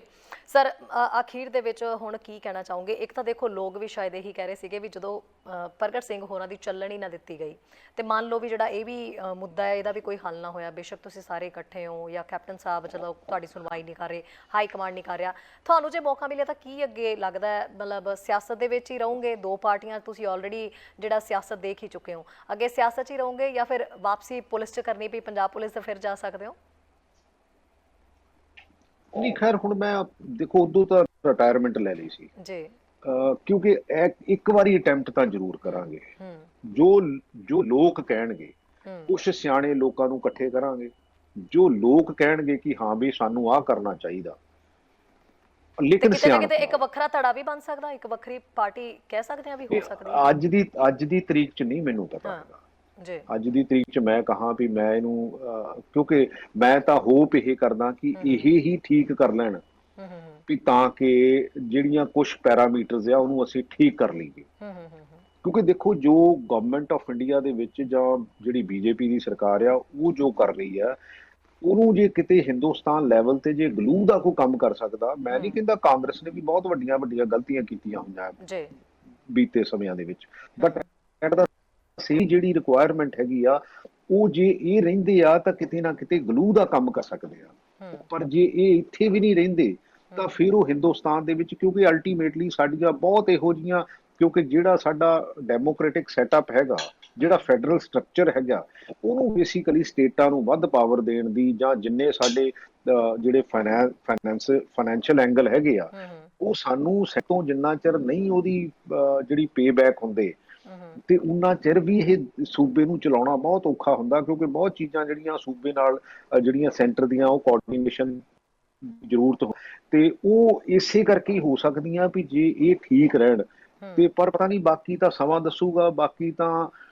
ਸਮੇਂ ਨੇ ਕੀ ਤੁਹਾਨੂੰ ਰੰਗ ਦਿਖਾਉਣੇ ਆ, ਕਿਉਂਕਿ ਡੈਸਟਨੀ ਕੀ ਹੈਗੀ ਆ, ਕਿਉਂਕਿ ਇਹ ਸਾਰੀਆਂ ਚੀਜ਼ਾਂ ਰੋਲ ਤਾਂ ਪਲੇ ਕਰਦੀਆਂ। ਸਾਡਾ ਤਾਂ ਇੰਨਾ ਕੀ ਆ ਵੀ ਕਰਮ ਕਰੋ ਤੇ ਬਾਕੀ ਕਈ ਚੀਜ਼ਾਂ ਤਾਂ ਕੁਦਰਤ ਤੇ ਵੀ ਛੱਡ ਦਈਏ ਵੀ ਹਾਂ ਵੀ ਉਹ ਕੀ ਸੋਚਦੀ ਆ ਜਾਂ ਕੀ ਚਾਹੁੰਦੀ ਆ, ਤੇ ਮੇਰੇ ਵਰਗੇ ਨੂੰ ਵੀ ਇਹੋ ਜੀ ਫਿਰ ਸੋਝੀ ਆ ਜਾਂਦੀ ਆ ਵੀ ਹਾਂ ਵੀ ਤੂੰ ਕਾਕਾ ਹੁਣ ਆਹ ਕੰਮ ਨਾ ਕਰ, ਤੂੰ ਆਹ ਕਰ ਲਾ। ਮਤਲਬ ਇਸ ਕਰਕੇ ਮੈਂ ਤਾਂ ਸਰ ਕੰਮ ਕਰੋ ਤੇ ਫਲ ਦੀ ਇੱਛਾ ਨਾ ਕਰੋ। ਹਾਂ, ਕੰਮ ਕਰੋ, ਕਰਮ ਕਰੋ, ਜਿੰਨੀ ਤੁਹਾਨੂੰ ਸਮਝ ਹੈਗੀ ਆ ਕੋਸ਼ਿਸ਼ ਕਰੋ, ਹਰ ਬੰਦੇ ਨੂੰ ਰਿਸਪੈਕਟ ਦਿਓ, ਹਰ ਇਨਸਾਨ ਦੀ ਇੱਜ਼ਤ ਕਰੋ, ਤੇ ਜਿਹੜੇ ਬੰਦੇ ਹੈਗੇ ਆ ਉਹਨਾਂ ਦੀ ਕੰਪਨੀ ਕਰੋ, ਉਹਨਾਂ ਚੋਂ ਕੁਝ ਸਿੱਖਣ ਦੀ ਕੋਸ਼ਿਸ਼ ਕਰੋ ਤੇ ਉਹਨੂੰ ਸਿਸਟਮ ਦੇ ਵਿੱਚ ਇੰਪਲੀਮੈਂਟ ਕਰਨ ਦੀ ਕਰੋ, ਤੇ ਬਾਕੀ ਜਿਹੜਾ ਹੈਗਾ ਉਹ ਪ੍ਰਮਾਤਮਾ ਦੇ ਉੱਤੇ ਛੱਡ ਦਿਓ। ਜੀ ਬਿਲਕੁਲ। ਬਹੁਤ ਬਹੁਤ ਸ਼ੁਕਰੀਆ ਪ੍ਰਗਟ ਸਿੰਘ ਜੀ, ਬਹੁਤ ਹੀ ਆਪਣਾ ਕੀਮਤੀ ਸਮਾਂ ਤੁਸੀਂ ਕੱਢਿਆ ਤੇ ਚੈਨਲ ਪੰਜਾਬੀ ਦੇ ਦ ਮਾਰਨਿੰਗ ਸ਼ੋਅ ਦੇ ਵਿੱਚ ਜੁੜੇ, ਤੇ ਬਹੁਤ ਸਾਰੀਆਂ ਗੱਲਾਂ, ਕਿਉਂਕਿ ਕਾਲਰਸ ਵੀ ਇੰਤਜ਼ਾਰ ਕਰ ਰਹੇ ਸੀਗੇ, ਸਾਡੇ ਕੈਨੇਡਾ ਦੇ ਲੋਕ ਜਿਹੜੇ ਨੇ ਉਹ ਵੀ ਇੰਤਜ਼ਾਰ ਕਰ ਰਹੇ ਸੀ ਕਿ ਤੁਹਾਡੇ ਨਾਲ ਬਹੁਤ ਸਾਰੀਆਂ ਗੱਲਾਂ ਹੋ ਸਕਣ। ਹੁਣ ਥੋੜਾ ਜਿਹਾ ਉਹਨਾਂ ਵਾਸਤੇ ਕੋਈ ਮੈਸੇਜ ਕਨਵੇ ਕਰੋ ਤੇ ਫਿਰ ਆਪਾਂ ਤੁਹਾਨੂੰ ਇਜਾਜ਼ਤ ਦੇਵਾਂਗੇ ਜੀ, ਤੁਸੀਂ ਸੋ ਸਕਦੇ ਹੋ ਉਸ ਤੋਂ ਬਾਅਦ।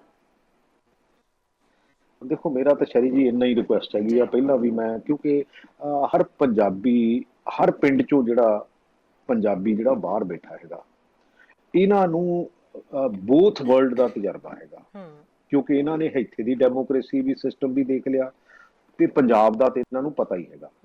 ਲੇਕਿਨ ਪੰਜਾਬ ਦੇ ਲੋਕਾਂ ਨੂੰ ਇਹ ਆਪਣੇ ਆਪਣੇ ਪਿੰਡ ਦੇ ਵਿੱਚ ਇਹਨਾਂ ਚੀਜ਼ਾਂ ਦੀ ਸਪੋਰਟ ਕਰਨ, ਐਜੂਕੇਟ ਕਰਨ, ਬੇਸਿਕਲੀ ਉਹਨਾਂ ਨਾਲ ਆਣ ਕੇ ਡਿਸਕਸ਼ਨ ਕਰਨ ਵੀ ਆਪਾਂ ਚਾਹੁੰਦੇ ਕੀ ਆ, ਆਪਾਂ ਕਿਹੋ ਜਿਹਾ ਰਾਜ ਚਾਹੁੰਦੇ ਆ, ਆਪਾਂ ਕਿਹੋ ਜਿਹਾ ਸਿਸਟਮ ਚਾਹੁੰਦੇ ਆ, ਤੇ ਉਹਦੇ ਵਿੱਚ ਅਸੀਂ ਉਹ ਸਾਰਿਆਂ ਲਈ ਇੱਕੋ ਜਿਹਾ ਹੋਵੇ। ਸੋ ਜਦੋਂ ਇਹ ਹੌਲੀ ਹੋਣਗੀਆਂ ਤੇ ਫਿਰ ਪੋਲੀਟੀਕਲ ਜਾਂ ਪੋਲੀਟੀਕਲ ਪਾਰਟੀਆਂ ਨੂੰ ਵੀ ਸਮਝ ਆਊਗੀ ਕਿ ਸਾਨੂੰ ਸਿਆਣਿਆਂ ਬੰਦਿਆਂ ਦੀ ਜ਼ਰੂਰਤ ਆ, ਸਾਨੂੰ ਕਮਲਿਆਂ ਦੀ ਜ਼ਰੂਰਤ ਨਹੀਂ ਹੈ, ਸਾਨੂੰ ਕਬਜ਼ੇ ਲੈਣ ਵਾਲਿਆਂ ਦੀ ਜ਼ਰੂਰਤ ਨਹੀਂ ਹੈ, ਸਾਨੂੰ ਡਰੱਗ ਵੇਚਣ ਵਾਲਿਆਂ ਨੂੰ ਥਾਪੀ ਦੇਣ ਦੀ ਜ਼ਰੂਰਤ ਨਹੀਂ ਹੈ। ਫਿਰ ਉਹਦੇ ਵਿੱਚ ਜਦੋਂ ਚੰਗੇ ਬੰਦੇ ਆਉਣਗੇ ਤਾਂ ਮੈਨੂੰ ਲੱਗਦਾ ਵੀ ਸਿਸਟਮ ਦੇ ਵਿੱਚ ਹੌਲੀ ਹੌਲੀ ਸੁਧਾਰ ਹੋਊਗਾ। ਸੋ ਇਹ ਉੱਥੇ ਬਹੁਤ ਵੱਡਾ ਰੋਲ ਜਿਹੜਾ NRIs ਹੈਗੇ ਆ ਉਹ ਭੁਗਤਦੇ ਆ। ਮੈਂ ਇੰਨੀ ਇਹਨਾਂ ਨੂੰ ਰਿਕੁਐਸਟ ਵੀ ਕਰਦਾ, ਇੰਨੀ ਬੇਨਤੀ ਵੀ ਕਰਦਾ, ਔਰ ਕਿਉਂਕਿ ਇਹਨਾਂ ਦਾ ਦਿਲ ਹਮੇਸ਼ਾ ਪੰਜਾਬ 'ਚ ਧੜਕਦਾ, ਮੈਨੂੰ ਇਹਨਾਂ ਦਾ ਪਤਾ ਹੈਗਾ ਵੀ ਜਿਹੜਾ ਪੰਜਾਬੀ ਆ ਇਮੋਸ਼ਨਲ ਰੇਸ ਆ, ਉਹ ਦੁਨੀਆ ਦੇ ਜਿਸ ਕੋਨੇ 'ਚ ਬੈਠਾ ਹੋਊਗਾ, ਲੇਕਿਨ ਸ਼ਾਮ ਨੂੰ ਪੰਜਾਬ ਦੀ ਤੇ ਆਪਣੇ ਪਿੰਡ ਦੀ ਗੱਲ ਜ਼ਰੂਰ ਕਰੂਗਾ। ਬਿਲਕੁਲ ਜੀ, ਤੇ ਆਪਾਂ ਜੇ ਸਾਰੇ ਰਲ ਮਿਲ ਕੇ ਆਪਣੇ ਰਹਿੰਦੇ ਹੋਏ ਸਮੇਂ ਦੇ ਵਿੱਚ ਕੁਛ ਨਾ ਕੁਛ ਯੋਗਦਾਨ ਪਾ ਸਕੀਏ ਤਾਂ ਉਹ ਸਾਡੀ ਕੰਟਰੀਬਿਊਸ਼ਨ ਹੈ। ਜੀ ਬਿਲਕੁਲ ਸਰ, ਬਹੁਤ ਬਹੁਤ ਸ਼ੁਕਰੀਆ ਜੀ ਜਾਣਕਾਰੀ ਸਾਰੀ ਸਾਂਝੀ ਕਰਨ ਦੇ ਲਈ। Thank you so much. Thank you ਜੀ, ਸਾਰਿਆਂ ਨੂੰ ਸਤਿ ਸ਼੍ਰੀ ਅਕਾਲ ਜੀ। ਸੋ ਪ੍ਰਗਟ ਸਿੰਘ ਜੀ ਜੁੜੇ ਹੋਏ ਸੀ। ਮੈਂ ਮਾਫੀ ਚਾਹੁੰਦੀ ਹਾਂ, ਸਭ ਤੋਂ ਪਹਿਲਾਂ ਤਾਂ ਬਹੁਤ ਸਾਰੇ ਕਾਲਰਸ ਦੀ ਕਾਲ ਮੇਰੇ ਕੋਲੋਂ ਛੁੱਟ ਗਈ ਕਿਉਂਕਿ ਆਪਾਂ ਗੱਲਾਂ ਵੀ ਬਹੁਤ ਸਾਰੀਆਂ ਕਰਨੀਆਂ ਸੀ ਤੇ ਕਾਲ ਆਪਾਂ ਪਿਕ ਨਹੀਂ ਕਰ ਪਾਏ। ਇਨਫੈਕਟ ਹੁਣ ਵੀ ਕੋਈ ਕਾਲ ਆ ਰਹੀ ਹੈ ਤੇ ਪਰ ਪ੍ਰਗਟ ਸਿੰਘ ਜੀ ਆਪਣੇ ਨਾਲ ਨਹੀਂ ਹੈਗੇ ਹੁਣ ਗੱਲ ਕਰਨ ਦੇ ਲਈ। ਸੋ ਆਪਾਂ ਸਾਰੇ ਜਣੇ ਕੱਲ ਨੂੰ ਫਿਰ ਜੁੜਾਂਗੇ, ਬਹੁਤ ਸਾਰੀਆਂ ਗੱਲਾਂ ਕਰਾਂਗੇ। ਮੈਂ ਆਖਰੀ ਕਾਲ ਤਾਂ ਖੈਰ ਪਿਕ ਕਰ ਹੀ ਲੈਂਦੀ ਹਾਂ ਜੀ। ਸਤਿ ਸ਼੍ਰੀ ਅਕਾਲ ਜੀ। ਸਤਿ ਸ੍ਰੀ ਅਕਾਲ ਸ਼ੈਰੀ। ਹਾਂਜੀ ਸਰ, ਪ੍ਰਗਟ ਸਿੰਘ ਆਪਣੇ ਨਾਲ, ਹੁਣ ਉਹਨਾਂ ਨੂੰ ਤਾਂ ਆਪਾਂ ਇਜਾਜ਼ਤ ਦੇ ਦਿੱਤੀ ਹੈ ਕਿਉਂਕਿ ਸ਼ੋਅ ਦਾ ਟਾਈਮ ਮੁੱਕ ਚੁੱਕਾ ਹੈ। ਤੁਸੀਂ ਕੀ ਕਹਿਣਾ ਚਾਹੁੰਦੇ ਹੋ? ਤੁਹਾਡੀ ਗੱਲ ਜ਼ਰੂਰ ਸੁਣ ਲੈਂਦੇ ਆ ਜਾਂਦੇ ਜਾਂਦੇ ਆਪਾਂ। ਮੈਂ ਤਾਂ ਇਹਨਾਂ ਪ੍ਰਗਟ ਨੂੰ ਦੱਸ ਰਿਹਾ, ਮੈਂ ਕੁੱਕੜ ਪਿੰਡ ਤੋਂ ਬੋਲਦਾ, ਮੇਰੀ ਸਤਿ ਸ੍ਰੀ ਅਕਾਲ ਕਰਾ ਦਿਓ ਇਹਨਾਂ ਨਾਲ। ਜੀ ਸਰ, ਹੁਣ ਤਾਂ ਆਪਾਂ ਇਜਾਜ਼ਤ ਦੇ ਦਿੱਤੀ ਪਰ ਤੁਹਾਡਾ ਮੈਸੇਜ ਉਹਨਾਂ ਤੱਕ ਪਹੁੰਚ ਜਾਏਗਾ, ਤੁਹਾਡੀ ਸਤਿ ਸ਼੍ਰੀ ਅਕਾਲ ਪਹੁੰਚ ਜਾਏਗੀ। ਜਾਂ ਮੈਸੇਜ ਜ਼ਰੂਰ ਕਰਾ ਦਿਓ। ਮੈਂ ਕੁੱਕੜ ਪਿੰਡ ਤੋਂ ਆ, ਬਾਈਆ ਬੋਲਦਾ। ਮੈਂ ਬਹੁਤ ਟਰਾਈ ਕੀਤੀ, ਫੋਨ ਹੀ ਨਹੀਂ ਲੱਗਾ, ਹੁਣ ਲੱਗਾ ਜੀ। ਸਰ ਐਕਚੁਅਲੀ ਬਹੁਤ ਸਾਰੀਆਂ ਕਾਲਾਂ ਆ ਰਹੀਆਂ ਸੀਗੀਆਂ, ਕੋਈ ਗੱਲ ਨਹੀਂ, ਆਪਾਂ ਕੱਲ ਫੇਰ ਮਿਲਦੇ ਆ ਤੇ ਕੱਲ ਦੇ ਸ਼ੋਅ 'ਚ ਤੁਸੀਂ ਕਾਲ ਕਰਿਓ ਜੀ। ਮੈਂ ਗੱਲ ਕਰਨੀ ਚਾਹੁੰਦਾ ਸੀ। ਓਕੇ ਜੀ, ਓਕੇ ਜੀ sir, thank you.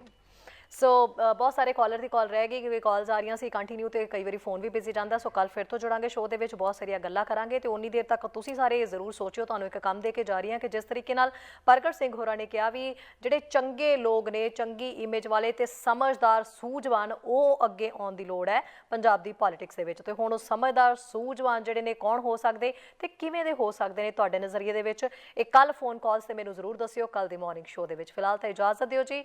Have a good day. ਸਾਰਿਆਂ ਦਾ ਦਿਨ ਸ਼ੁਭ ਰਹੇ। ਆਪਣੇ ਆਪ ਨੂੰ ਸੇਫ ਰੱਖਿਓ ਜੀ। ਸਤਿ ਸ਼੍ਰੀ ਅਕਾਲ।